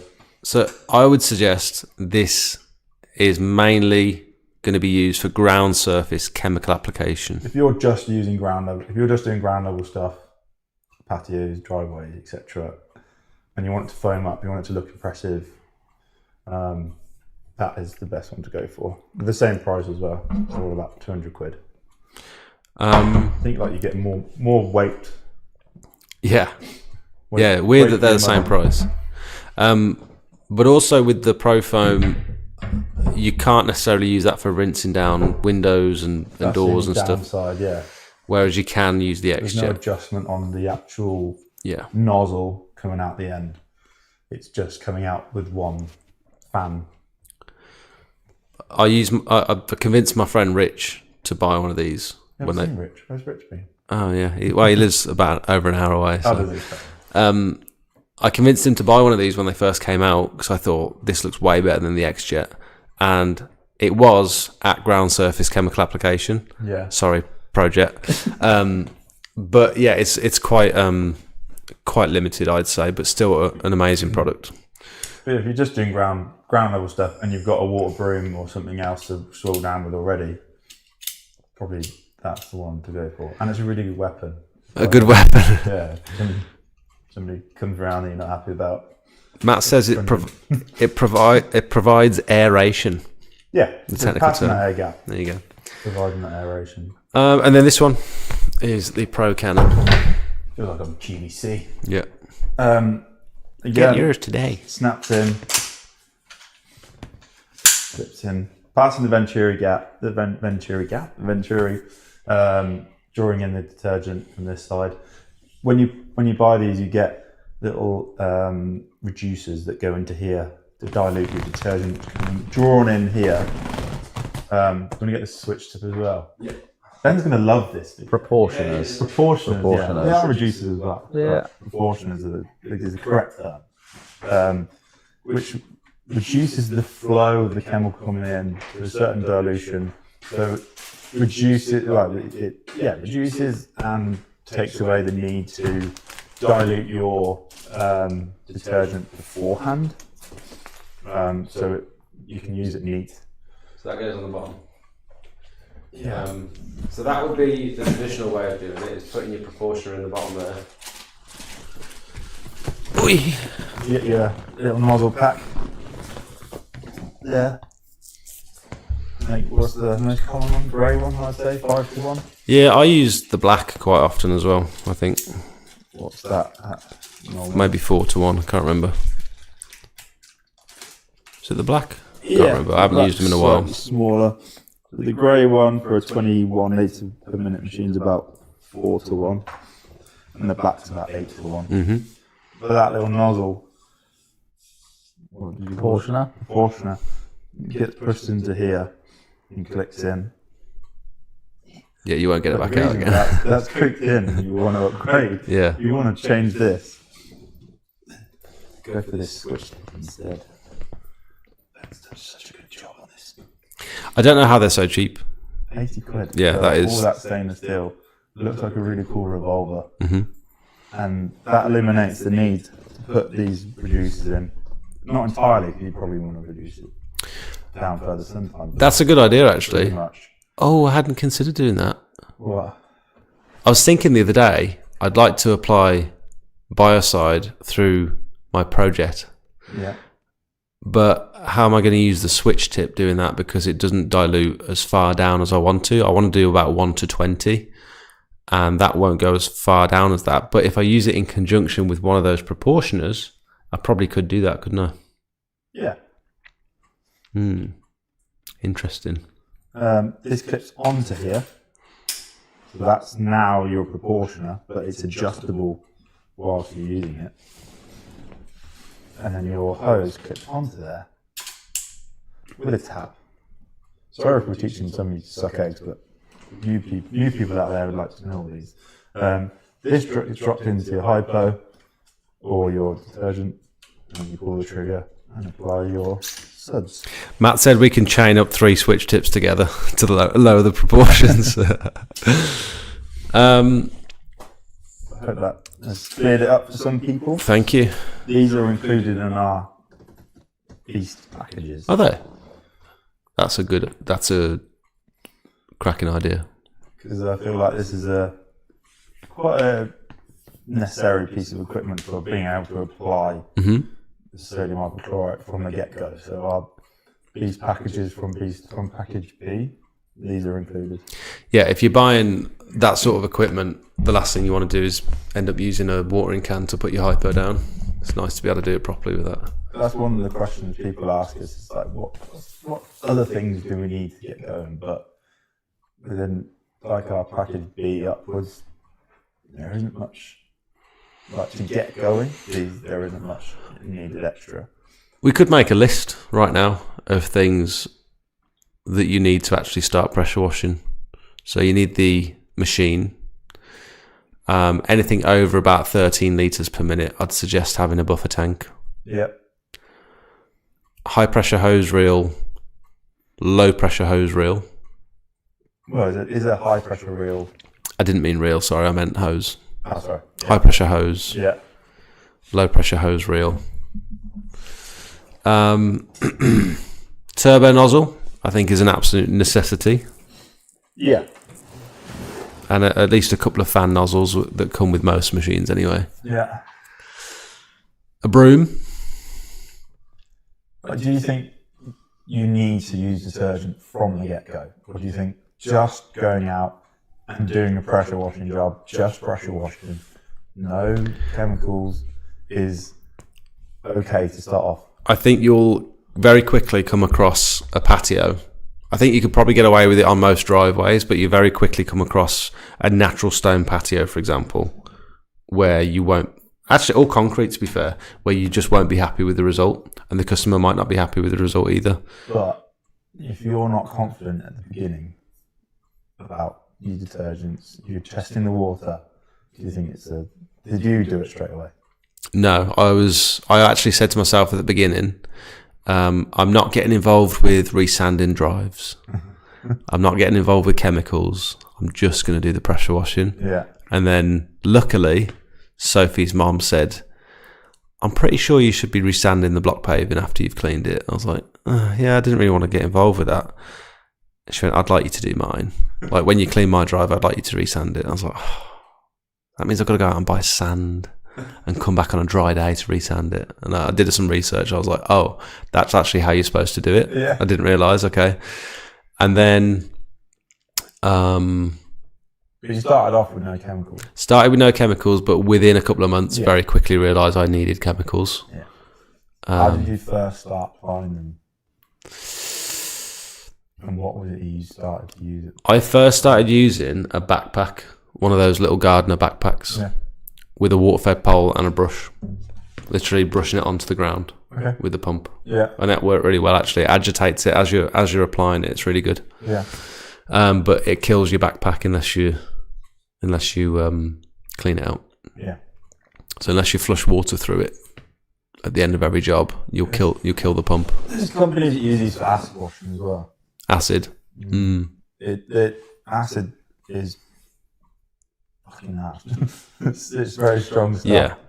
So it will eat into components of it eventually. Like mainly like this little quick release, because I think that's where the acid's so strong coming through there, pretty neat, and then it's mixing with the water. So this bit isn't as bad. Yeah. But they tend to like chuck it in a barrel of water when they finish, just to dilute it down. I remember seeing a video of a new build acid washer. One of the guys that go on the sites. So for new builds, they'll have window cleaners in to clean all the cement stains and stuff off the windows, but they'll also have people in to wash all the brickwork after they've pointed up all the bricks on the outside and stuff. And you generally get big chunks of snots on the bricks, they call them, which you have to scrape off with a metal scraper, and then you tend to spray some acid all over the bricks, and then you'll pressure wash it off. And generally, you're supposed to have some decent PPE, standing back, doing it from ground level, making sure there's no one around, no wind, no drift. Yeah, and it's quite a touch and go sort of job, because you've also got all these brand new fixtures and fittings on these houses that you've got to make sure aren't going to react with the acid. So it's quite a I'm not sure it's something I'd want to be doing day in, day out.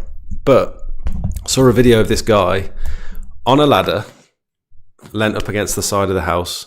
That issue that we just mentioned about your X-Jet, your Pro-Jet, will shoot at a distance, but if you're at ground level, it won't necessarily get up to like a gable end, like 3 stories. It'll probably be just shy of that.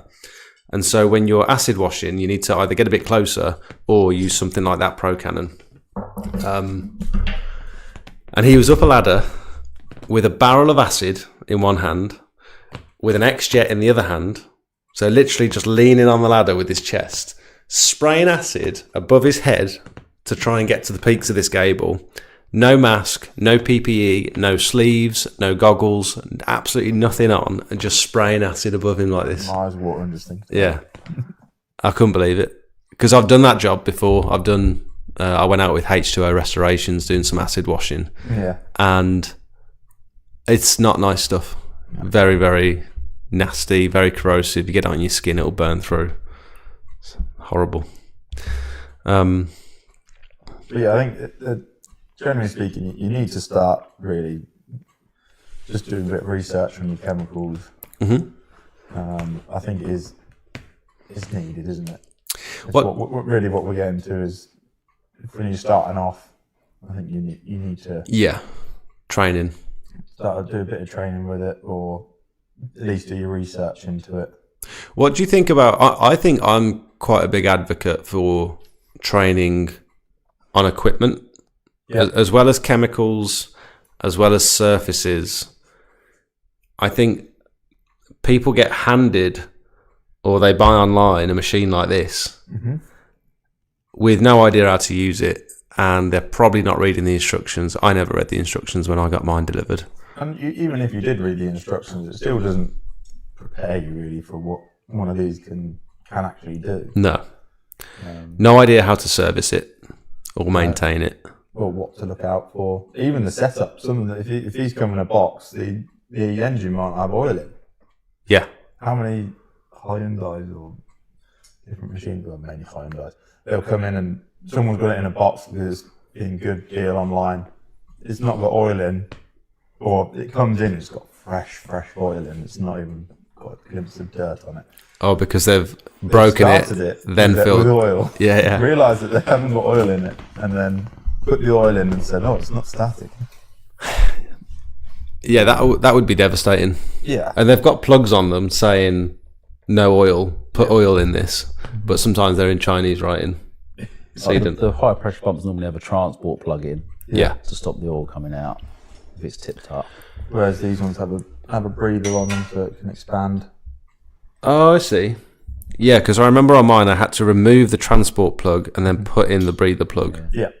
So you did read the instructions. I read the ones that were on the outside of the machine, hanging on tags. Anything in the book, I don't even know where that book went. Guide, you didn't. No. The setup, you did.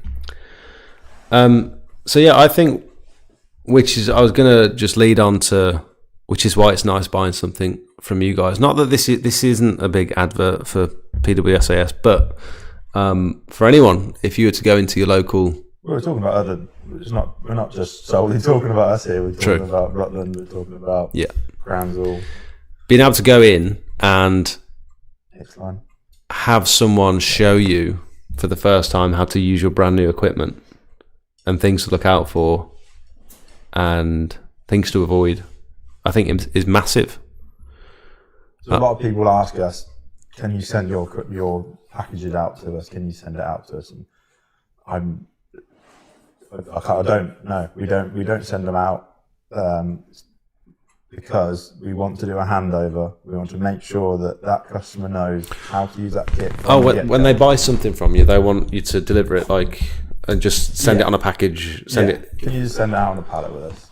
You don't do that. No, I want the customer to be able to, I think investing that time, even if it's going to take your whole day to come over here and get back home, spending that time investing in your future business and your future self to be able to come out and get the know-how from us and understand how your machine works, make sure all of it's working correctly with your eyes from the beginning, and someone's physically showing you how to use it, I think is a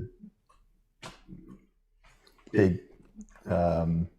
plus point and a good investment in your future business. Because you can go home that day with a really good knowledge and know how to set it up.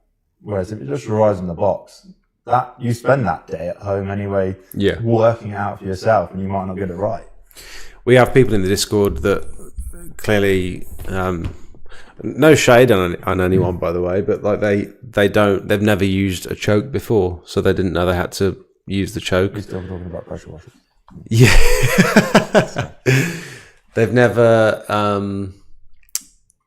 they didn't know how long the feed hose was supposed to be, so they bought a feed hose that's too long. Yeah. Or they didn't know they had to get rid of the air that goes into the feed hose, for example. Like little things like that could have been quite easily avoided if they'd have just had someone show them how to do it the first time. And imagine people that don't ask those questions either. I'm going to make myself comfy here. Hope you don't mind. No, keep your feet up. It's fine. The people that struggle on. Thank you. The people that struggle on and don't ask the questions, they don't reach out for help, and they're constantly running their machine badly, or doing things that aren't good for the machine. They're the ones that are probably going to have the most maintenance issues, I suppose. Yeah. If the machine's leaking and it's got a pressure sensitive unloader, so it keeps hunting and starting up, and you can hear it making that noise in the background of the unloader bypassing, then that's adding extra wear onto their hoses, it's adding extra wear onto their trigger, the machine, the engine, everything's getting extra wear on it for no real reason of replacing an O-ring. Whereas if we had come to somewhere like us, where we can show you and advise you, right, if there's any leak on your machine, just to let us know, we can send you out replacing O-ring, or because all it could be is a couple of quid. Yeah. Or if some people come in and if it's just an O-ring, we won't even charge them. Just put them on their way and that's fine. I remember going on holiday to, I think it was Devon. I can't remember. Devon Cliffs, I think it was. And there was a maintenance guy pressure washing all of the composite decking down at one of the beach huts. And he was there at like 6 a.m. and he was trying to get it. I can see he was trying to get it all done before they opened the restaurant for breakfast. And he had a high-on-die machine plugged straight into the tap, and it was leaking out of the hose that was going into the machine. Right. And the machine was hunting. I call it chasing. You call it hunting, don't you? Yeah. Same thing. Yeah. Where it's like, what's it doing? Is it the air's getting in, and it's having to replace. It's having to try and purge the air. There's different things. Might be talking about different things here. So if it's chasing, I think you might be thinking of like it's not getting enough water.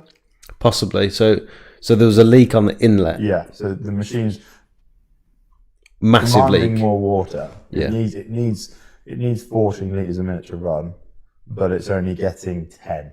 And air. So then it's going to be drawing in the closest thing, the easiest thing from that, and that would be the air. Yeah. And that's causing damage to your pistons and stuff. Yeah. So it's like I was like going back to the straw analogy. So if you when you get one of those tiny little cocktail straws, it's really small. Like if you try and draw up all that volume into your mouth, like with the tiny straw, then it's difficult. You're putting strain on. It's making it harder to drink. But if you have a bigger straw and you drink your drink, you can drink it really quickly. It's the same thing with the pump. If it's got like a small inlet or if you've got a hole in your straw, yes, you can't draw in the water. Right. Okay. So it's almost like starving the pump of water. Yeah, or it's making it work harder than it needs to be. So he was. So there was this massive leak on the inlet of his machine, and he clearly didn't have any clue what he was doing. I think he was just a general maintenance guy, but he was putting streaks everywhere, and it just looked terrible. And I just wanted to send him an email and just say, if you ever need someone to do it properly, just let me know. But it was down in Devon. Would you travel that way? For a big job like that, I would, yeah. Even on jobs, having the confidence that you haven't got to think about your equipment because you've had that one-to-one on everything you've used before you leave the shop, can focus on the job in hand. Grime to Prime, I think he's bought some stuff from you guys. New customers. Thank you very much. Very hard for me as I'm based in Guernsey, Channel Islands. I have just purchased a machine from Ben, but the only option I have is to do as much research as possible before it arrives. That's fair enough, but I think would you still say? I don't know how much is it to come over to the mainland and pick it up? I'm asking the question. Yeah, I don't know. Or if you can't do that, you can join the Discord. Well, yeah, we put a lot of people your way for that. This is turning into one big advert, isn't it? But no, if anyone does have any questions and stuff, then feel free to hop into the Discord channel. And the main benefit of that is there's lots of people on there able to answer the questions. You're able to answer the questions. So if people are worried, then they're able to, or have a question, they can have it answered by people that are in the industry already. We have a lot of questions about what is this surface? What is this stone? How much pressure should I use? Okay. What nozzle should I use? So it's good to get that sort of advice. And you'll bring out your own like AI app. Not app, no. No, I was thinking about filming a course. Okay. I just haven't had time. Who's doing the course at the moment? Is it Macintosh? Macintosh does I think he does a roof cleaning course. I don't know if he does any others, but yeah. My question is, do they have any questions for us? That's a great question, actually, Matt. 5 questions. For people who are either beginners or they've not long started in the industry or they've been going for a while, maybe. Do you have any questions for viewers? We could also do a poll if you'd like. Multiple choice answer. Yeah, maybe. Is PWSAS on the Discord? Tintins, you should ask them. I'm going to change the camera now. Oh, the camera's froze. I was on there. I think I am on there. Unfortunately, I haven't had the time to look at it. How dare you? I do apologise. We get a lot of notifications in the Discord, and it's quite hard to stay on top of. And so I tell people, mute the channels that you're not interested in, like the window cleaning channel, because no one's interested in window cleaning. Just after your new videos. Cleanlink wouldn't be happy about that. If you only had space to run the course, true. You got space here. True. I've got my own space now. Yeah. I don't need you anymore. Yeah. Where are your training videos, apparently? In person. There you go. When you come and collect your machine. Free one-to-one in-person training. People don't want to be watching too many videos. We want to be watching these kind of videos. But it is something I would like to do, an instructional video, so we can send it out to people for like a refresher. But I still want I want to hold on to that as long as I can of that handover, because I feel like that is our USP. That's our service is physical service, not just servicing the machines, but our physical customer service is an important part of us, and I think that is what I want to keep hold of. I don't want to be swept up into trying to sell lots and lots. Yeah, just to get numbers up there. I find we spend different amounts of time with different types of people. Yeah, and it might be the same kit, but someone might want to know a little bit more, so you'll spend a bit more time. Someone might have used something before, and they're like, "Yep, just show me how to do that," and I'm going. So it varies as well. Some people want to work out themselves. Some people will want to video us setting it all up, which is fine, where all the connections go. Fully clothed. Yeah, fully clothed, yeah. It's quite cold around the back anyway, so... the videos need to be more about the process, not about the product. Fair enough. Good feedback, Clive. Collab with Jake. PWS sponsor Jake to make videos on their gear. We've never had anything official in place, have we? Not official, no. I think, obviously, there is an element of that. We're also not PWS, by the way. Yeah. PWSAS. Yeah, get it right, guys. Thank you. Get it right. Yeah. Thank you very much. Big distinction there. I might have weird facial hair like Darren did at one stage. Yeah, it's more of I like working with you guys. You're just down the road. Yeah. I think we communicate very well. And I'm not trying to push our products. Yeah, I am trying to say why I'd like people to go through with us sometimes, but I'm not taking away from anyone else. There are lots of other companies out there, and they do just as good a job, if not better than us sometimes. So, and it's all for different people. So, but I push other people's products as well. So. Well, I'm very happy recommending you. It's not, there's no financial incentive for me to be here today. No. There's no financial incentive for me to recommend you. We have had things in the past where you've done some fancy equipment for me and I've done a video for you, and I think it's a good relationship. Yeah. And I wouldn't do it. I just want to make it very clear to everyone that I don't do this sort of stuff if I wouldn't honestly, genuinely recommend the suppliers or the manufacturers. It's all, I think there's got to be an element of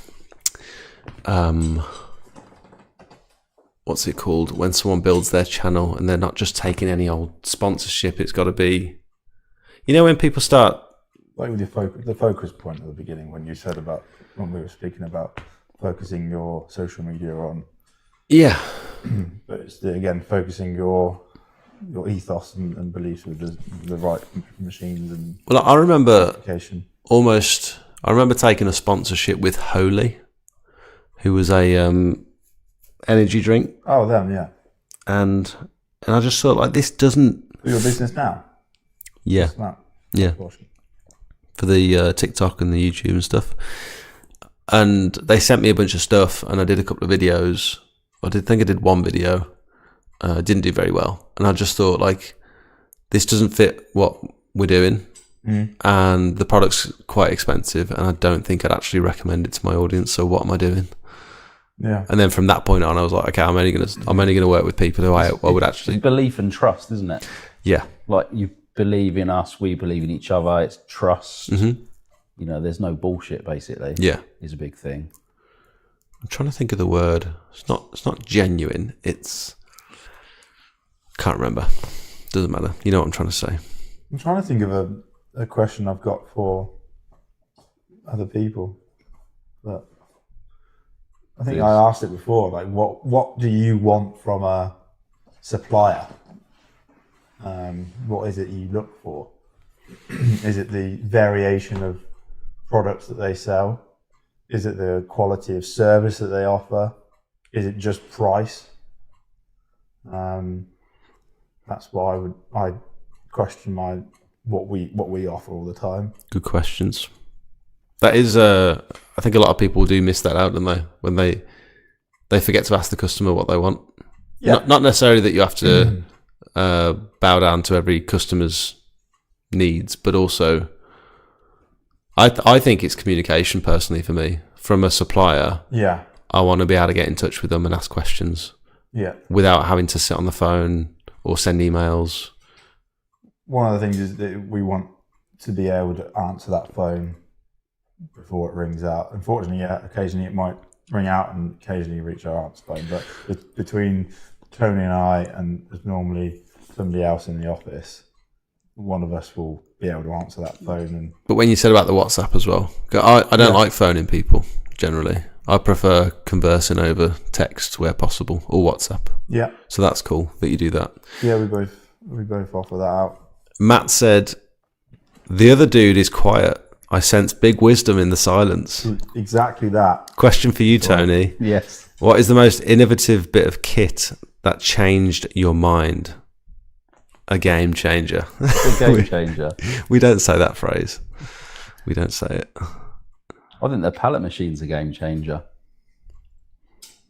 For us? Yeah. As a business? Yeah. It's not a game changer, I don't think, it's not changed the industry, is it? But for us, I think it's given another option. Let's do two. Let's do a product that you supply. Yeah. So the pallet. Why is that a game changer for you? I think it gives people the option to upgrade quite easily without having to have a bespoke build, because it will fit most vans, and they can fit their machine to it. I think what you've done with that is it's the perfect blend of all the things you need. So it's a 390. Yeah. It's a 500 litre tank. You've got a high pressure and a low pressure reel. 50 meters of hose on both, is it? 50 meters high pressure, 25 inlet.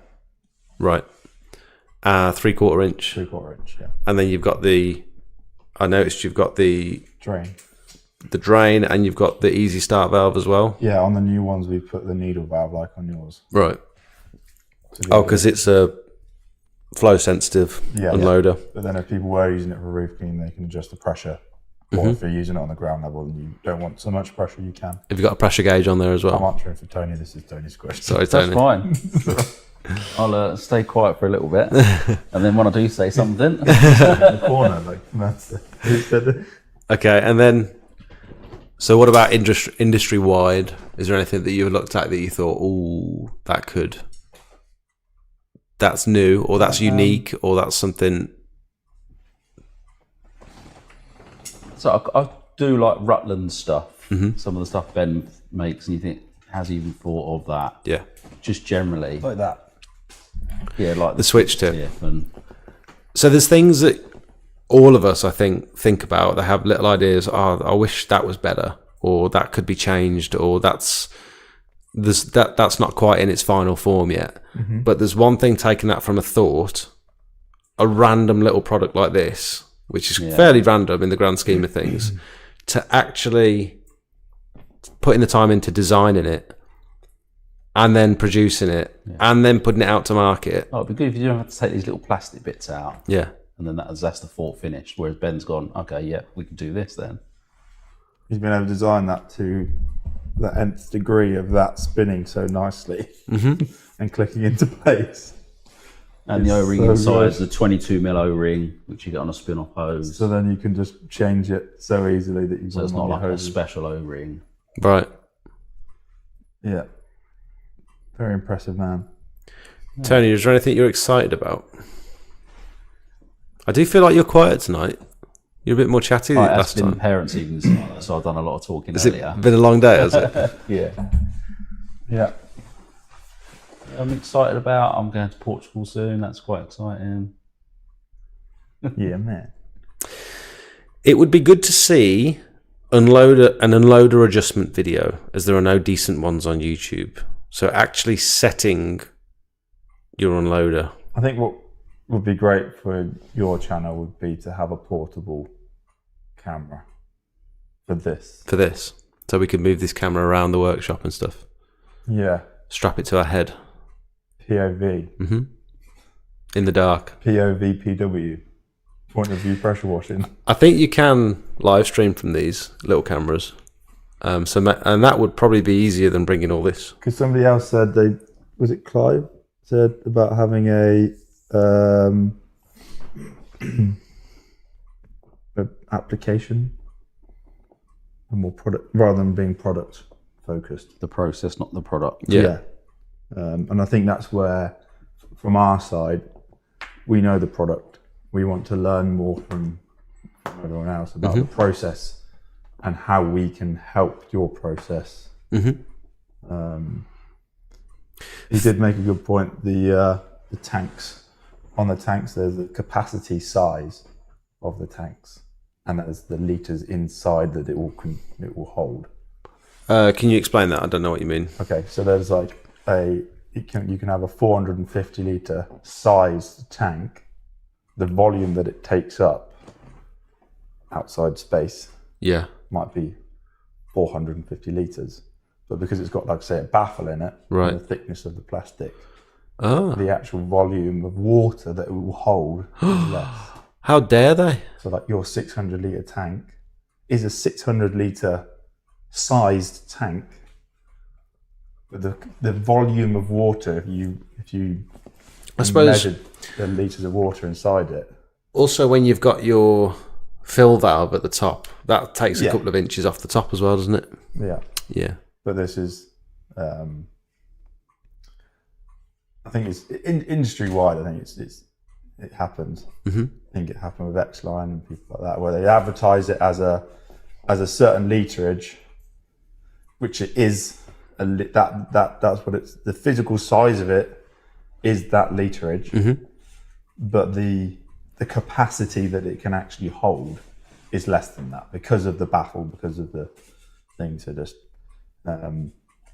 something I've come across and we've learnt. So it's something to be aware of if you're looking for a certain the actual litres of water Mm-hmm. that make sure that the capacity of the tank can hold that amount, not just the size of the tank. Could the pallet build be tweaked at all?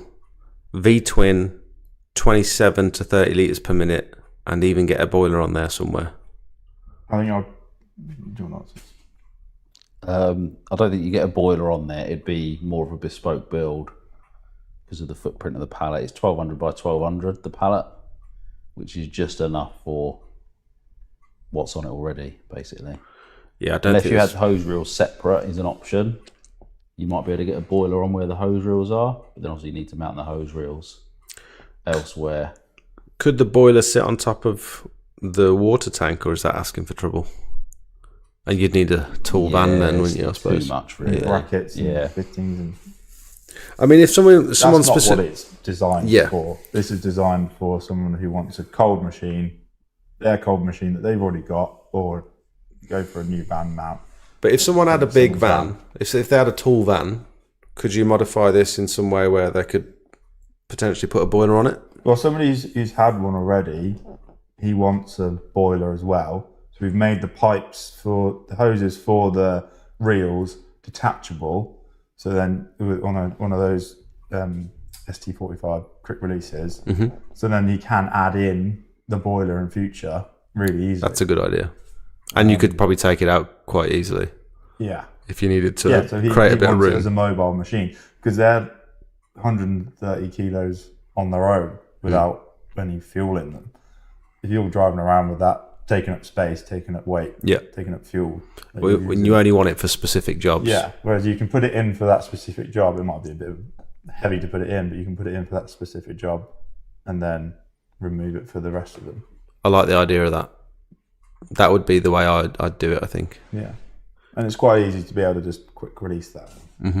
But yeah, I think once we start looking into this pallet machine and adding more things to it, like the like a boiler and things like that, it's just taken away from what it actually is.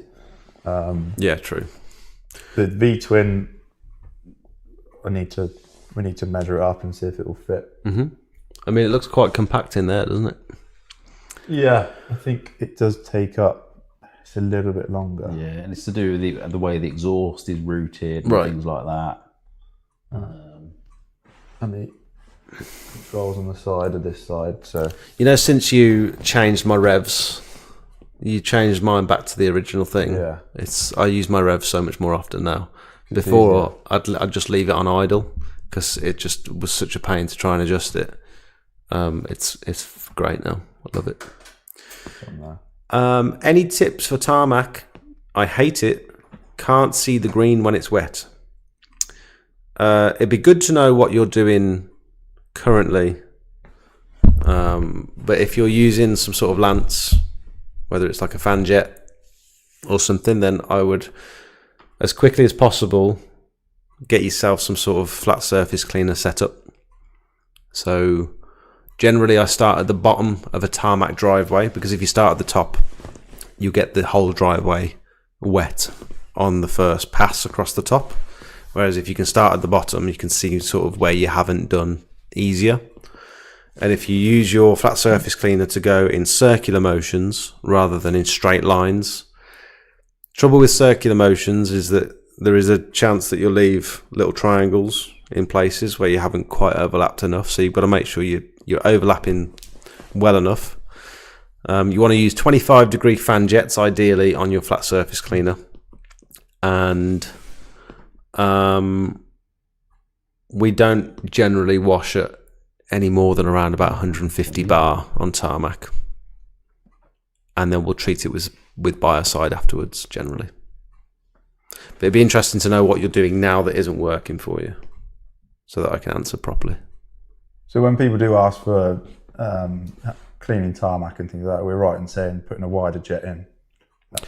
Yeah, it helps for. If you were to use it like a 15-degree on tarmac, you can potentially etch the surface or leave streaks. Yeah. Same with things like concrete and stuff. You want to be quite careful, which is why we pre-treat concrete and then post-treat it ideally as well, and then use either 25 degree or 40 degree fan jets just to go a little bit softer on it. People have had some good success in the Discord recently, putting 15 degree fan jets on their roof surface cleaners. Okay. So that might be something you want to look into when you're selling the Mossmatics or the Turbo Devils. Yeah. Pre-installing them with 15s instead of 25s. Apparently, it's clearing the moss much more reliably, because 3 or 4 people chimed in and said their roof cleaning setup's a bit useless at the minute. They find themselves always switching back to the turbo nozzle. Okay. Because it's a little bit more efficient at getting the moss off. Yeah. Okay. We'll give people the option of both. As in, like, you can take some 15 degrees and some 25s. That's a good idea. You've got the both options. How much does the average van setup cost? Well, our van... I suppose it depends if you... Washer, is that what you mean? Yeah, I suppose it depends if you... plus the VAT. So £5,000 plus VAT, yeah. £6,000. That's for... I don't know what the average is, but I feel like that's on par with... And it all varies, because some people supply it without the tank. Some people supply machine only. Some people supply machine only with a high pressure hose, but not a low pressure hose. So I feel like ours was to cover. It's installed and ready to go as a wanner. Uh-huh.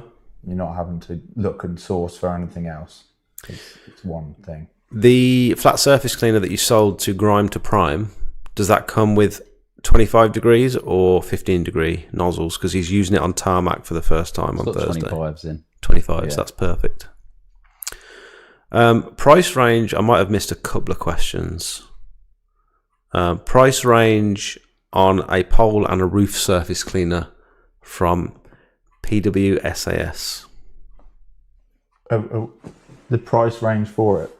Yeah. So for the high pressure power poles and a surface cleaner, what are people generally looking to spend on that? So we're all looking up on the wall up here, by the way. This is why we're all gazing up onto the wall. Our wall's got all our telescopic poles and flat surface cleaners on it in here. So we use the Streamline overweights for our main high pressure poles. They vary from I'm just going to look on here at the same time, from the 7.6 meter, but I would suggest upgrading from that. The 7.6 meter will work well for like soffits and things, but if you're using it, was it for roof cleaning, they said? Mm-hmm. If you're using it for roof cleaning, I would try and get probably the minimum of 10, just because it gives a bit more rigidity when it's fully extended, or you don't have to fully extend it to reach all the areas, so it gives that bit more rigidity. And they start at 931 plus the VAT. That comes with a trigger, the quick release on the inlet, and a mini quick release on the end. So then you'd probably want to twin that with a 300mm Turbo Devil, which is 297. So what's that? About 1,300 quid for. But that's for like the higher quality stuff. So that comes with the trigger. You can then keep upgrading, as you can if you wanted a foot pedal. I think if people are doing a lot of roof cleaning from a tower, having the foot pedal is. I'm not going to say the word. I feel like you need that the QI thing. Was like yeah, woo. Where you can use a foot pedal to quick release it into, and I can do a full show and tell if you want. It's up to you. I think foot pedals are great for when you're in a cherry picker or at the top of a tower. Yeah. Not so great for when you're doing stuff from the ground. No. Because you're constantly moving around. Yeah. With the foot pedal, it needs to be in a fixed position. So yeah, having it on the ground level doesn't really work, like you say. There isn't many pressure washing shops around like the local DIY shops. We need local pressure washing shops so that we can just go and buy fittings instead of online and wait ages for delivery.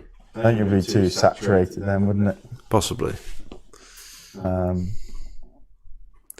Clive says getting a foot pedal was like a breath of fresh air. Yeah. I think if like, and Clive's got the tower, so it makes total sense that the foot pedal works in there. You can also get a foot pedal. We use the Rutland ones now because they're from. I just feel like they're better quality. But the ones we used previously were still good, but the Rutland ones are now stainless steel and things, which is nice. Tintins asks, my question is, could they adapt a Projet to a 1/4 inch connector? I run 175 bar, fed up of applying hypo by brush, and the snow foam bottle doesn't cut it.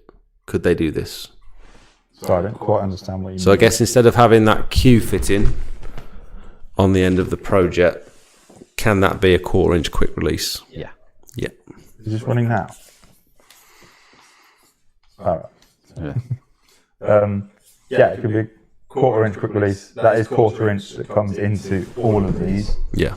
So you can take that Q. We spec ours with the Q inlet because most of ours are quick release. You can put that as a mini quick release, like Jake's showing you there, or you can have it 1/4 going straight into a trigger. You can have it 22 mil if you wanted it.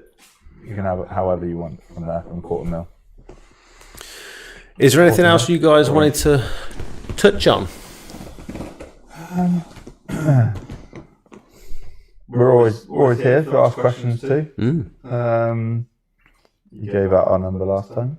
You can probably do that again. Oh yeah, I've not put your number at the bottom this time. Sorry. It's all right. We can put it on there. Where can people find you?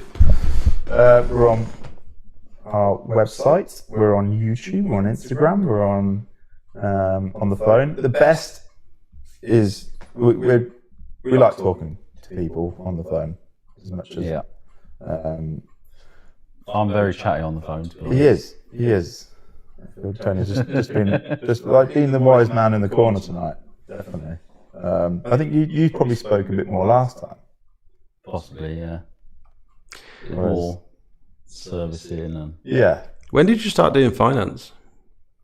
I've done it for a while now, but it's through an external company, so we'll put you in touch with Oxford Funding. So they do quite a lot with like Skyback and people like that as well. That's a potential option then as well.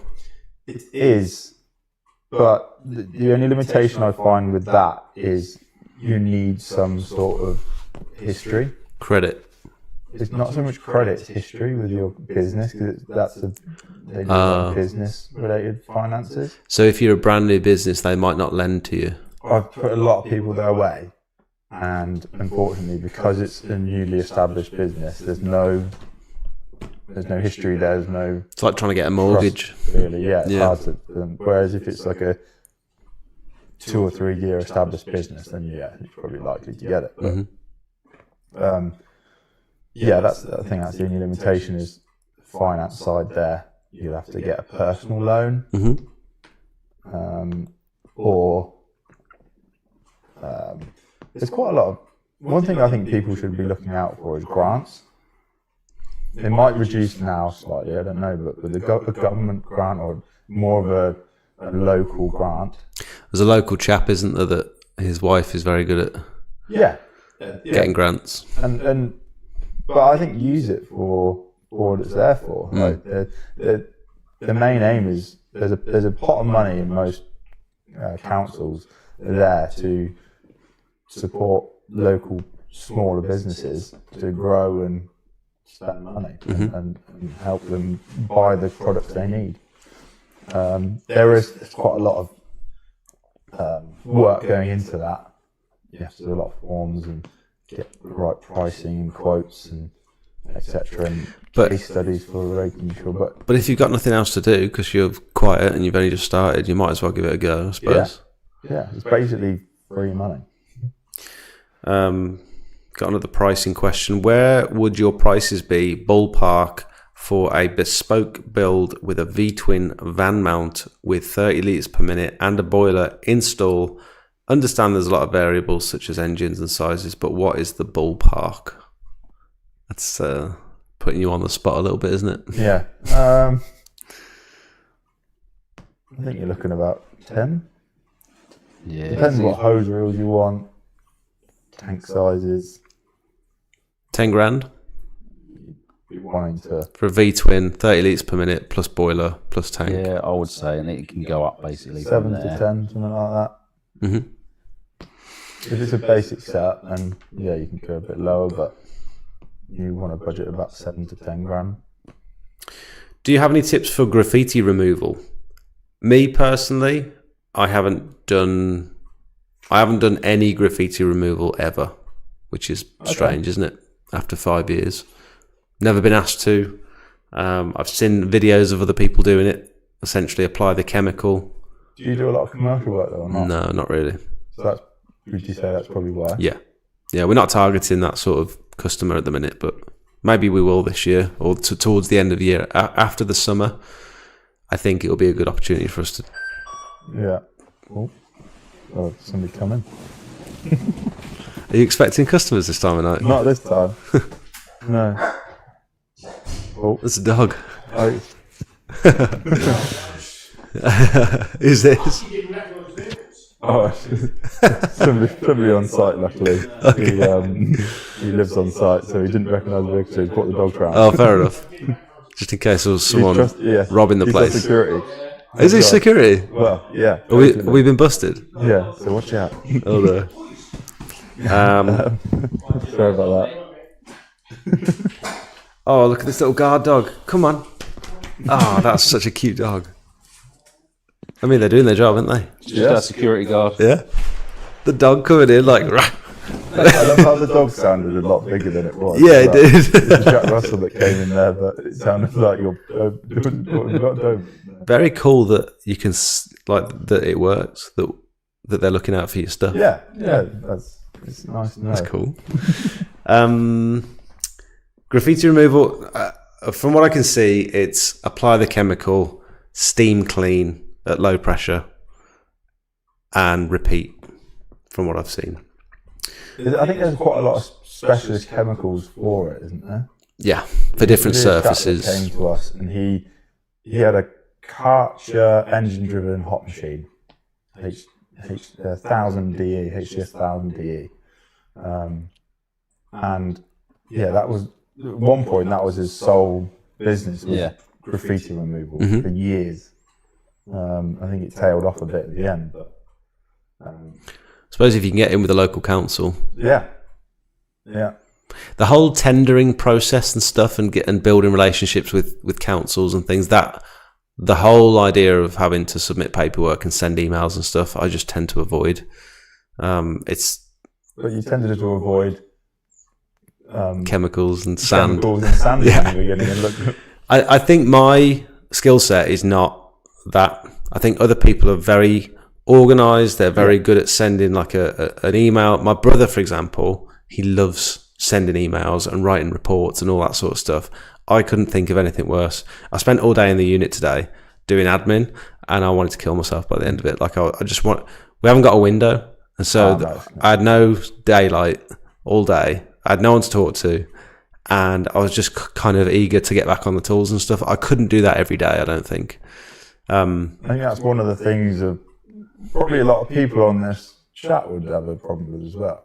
Maybe. Is you're a one-man band and you're having to do a lot of work. You're having to do it on your own a lot of the time. Like, do people find that a problem? Is there, like, are people talking out about this? I know it seems strange, but it's like... I think a lot of people, thing, isn't it? a lot of people that get into this industry have probably had office jobs where they really need a change, and they quite enjoy the idea of going out on their own, maybe headphones on, fresh air, regardless of what sort of weather it is. They probably still enjoy themselves because they've not really had the opportunity to do that before. I suppose you have an engagement with the customer initially, and then at the end of the day. But other than that, and I suppose you're lucky in the sense that you've taken people on, so you can chat to people throughout the day. Yeah, if they reply to my messages. That was an issue Well, this is a today. message, but I mean, Yeah, true. Before that, it was They had bad signal you're today. working with each other. I couldn't get hold of them today. And I was just like, send me a picture, send me something. Let me know how it's going. Do you sell 3/4 inch hose reels on a reel? I didn't realise that Tintin's exterior cleaner was from Gloucester as well. Gloucester is not doing grants. Been looking for a while.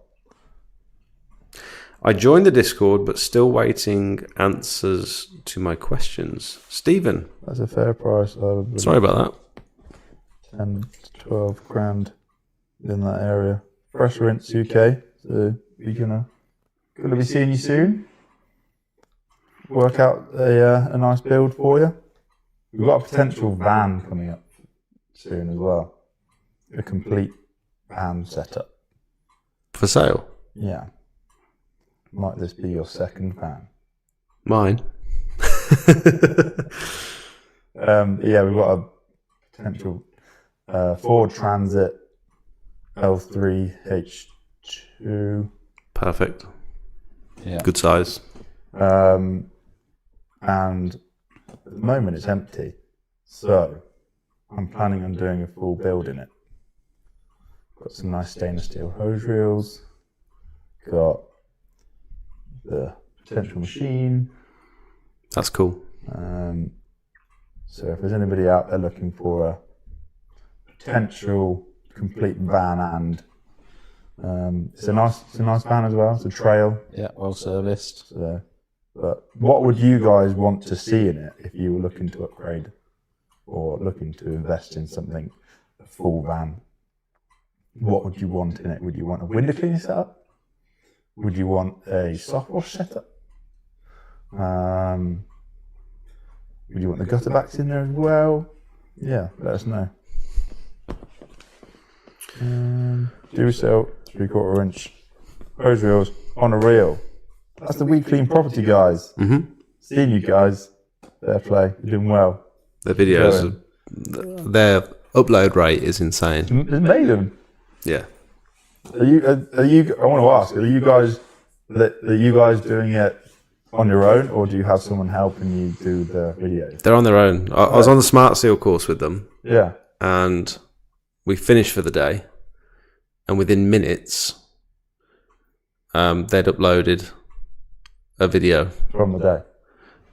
Just a different video. Oh. But I don't know how, after sitting on a course all day, they've had something ready to go within minutes. You know what I mean? Well, like, can't you do a delayed post? you can schedule stuff, but I don't think they did. I think they just had something locked and loaded, and their process for recording voiceovers and stuff is just so like they've just got it on lock now. Fair play. Yes, we do have a 50-meter hose reel with 3/4 inch hose on it. It's on our website. It's an orange one. It's about 260 quid. Yeah, take a look on the website, PWSAS.com. What other bits are there? Stainless steel hose reels. Please send me the details and price when you get a chance. Yeah, this is again a constant sticking point with a lot of people who are going from quite a basic setup to something a bit more advanced. Is the price of hose reels. We briefly spoke about it earlier, didn't we, Tony? Yeah. But a decent low pressure hose reel that's not going to fall apart at a decent price, and also the high pressure hose reels. Again, they're just a hell of a lot of money, aren't they? Do you think that these products are a lot of money generally because they are worth that in like materials and craftsmanship? This is a question. Or do you think the prices are potentially hiked because there's nothing really else? There's no other options for them. See what you're saying?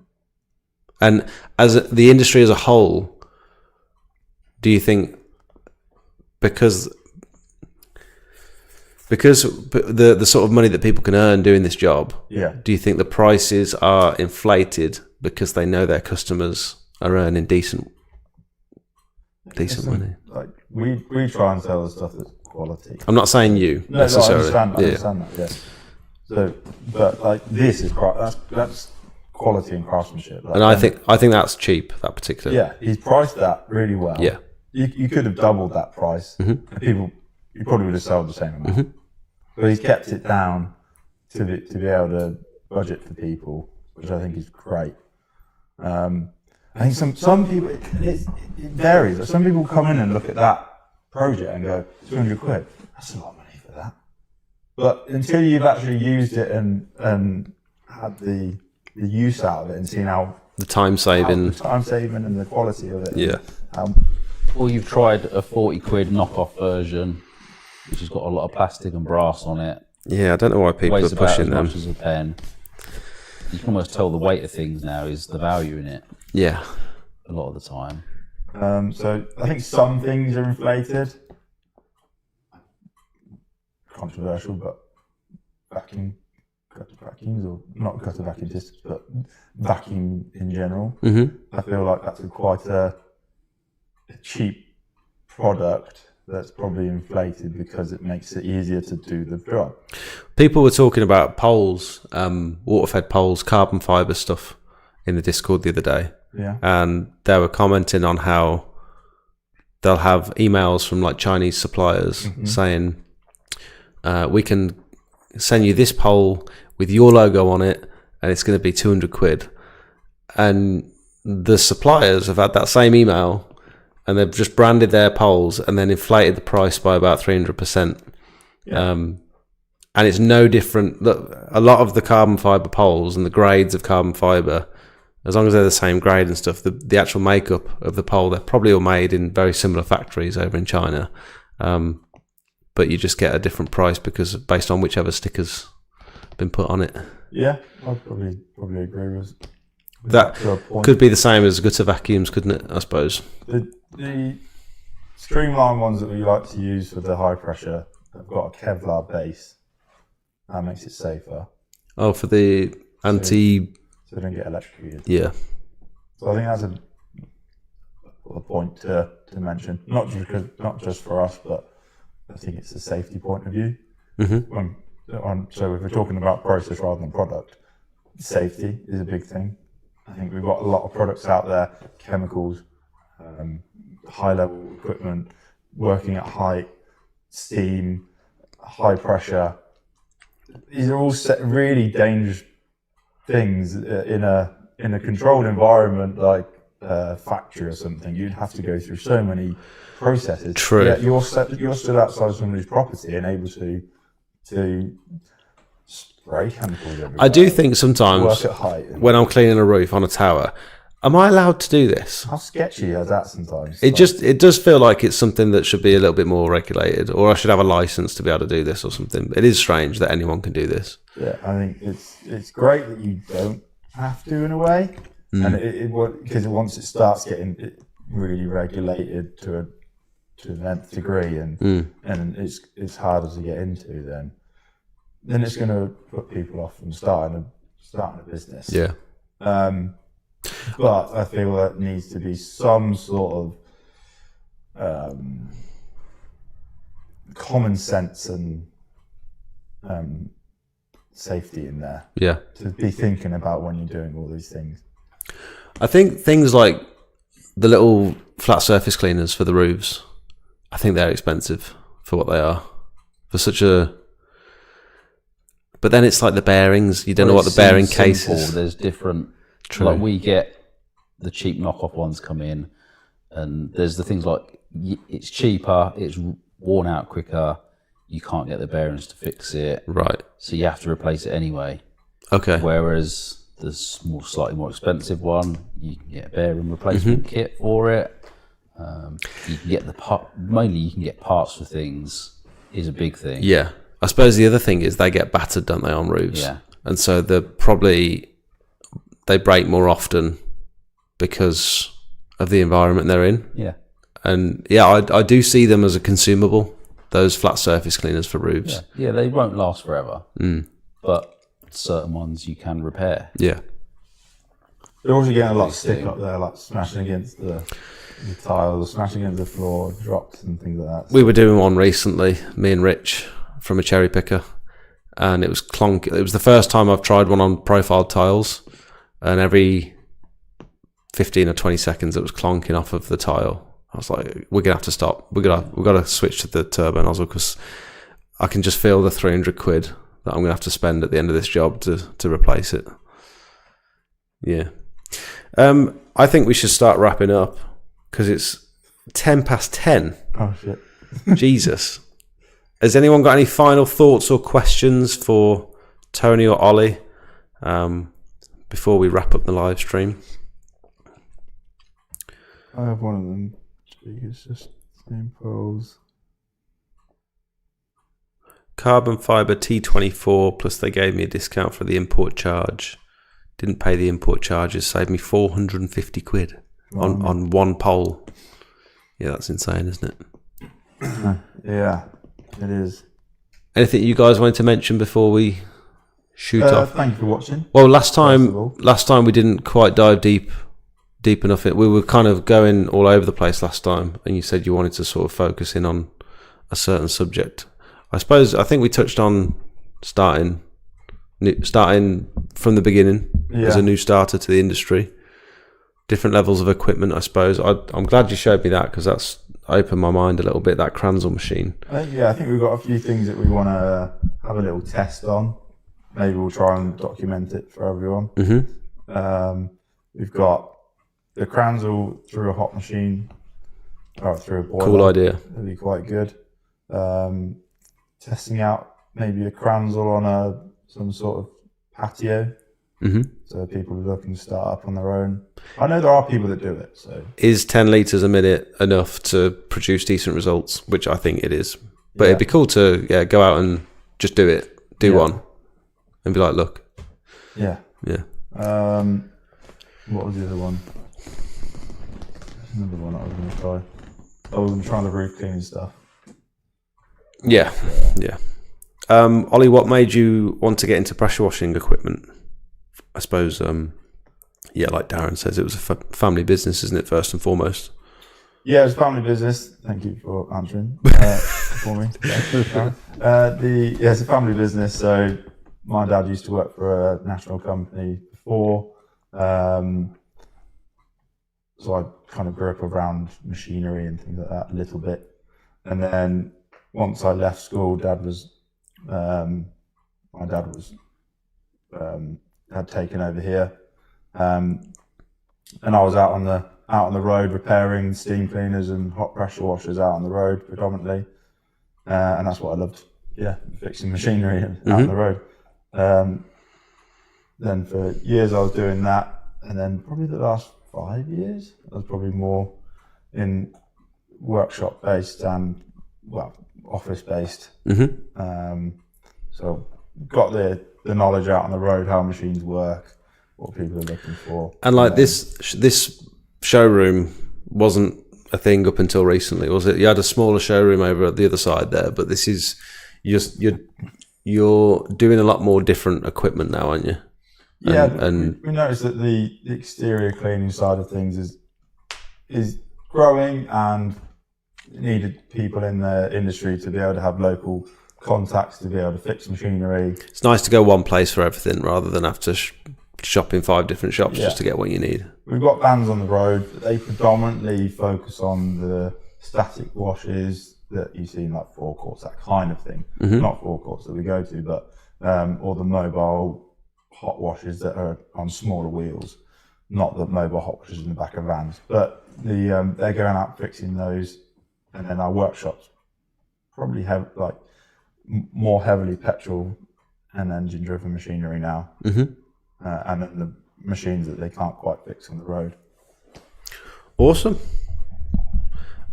Pressure washer sales and service.co.uk, is it? PWSAS.com. Or pressure washer sales and service.co.uk, yeah, that's fine. What, you've got both? Yeah. Have you? It's on the mug. How come you've got both? Does it send you both to the same website? Yeah. Should do, like a redirect. Cool. I bet you're going to get a bit of an influx of photos now. Can you do this? Can you do this? Can you fit this into We'll mine? try and answer them, and there's only 2 of us. We'll try and answer them the best we can. Thank you for doing this as well. 7:30 on a Monday night, It's now 10:15. Very cool that you're taking time out of your day. I mean, clearly, I think this is great that you're doing stuff like this. Not only that you WhatsApp messages and stuff for the customers, but like this shows that you actually want to be part of. You want to give back a little bit to the community, and you're asking advice from your customers to ask them what they want to see more of. We both know that we don't do the job. We need to learn with everyone else. Mm-hmm. So we need to learn what we need to be able to offer. Yeah. In a product sense and in a knowledge sense that we can pass on. Awesome. Thank you both. Thank you. Thank That you. was on. No worries. Thank you for watching. Thank you for not taking the mick out of my hair and my mustache. He was before the stream. If you haven't already and you're interested, please feel free to click the link below to sign up to the Discord if you want to be part of a little community, ask some questions and get real-time answers. See you at the show. Are you guys doing the expo? Are you going to the expo? No, not this You're not year. going in, but no. We're potentially having an open day in the summer. Okay, that's a good idea. Yeah, I'm not going to the show either because I've accidentally booked my honeymoon for the same weekend. So, thank you all for watching. Have a great week. See you soon.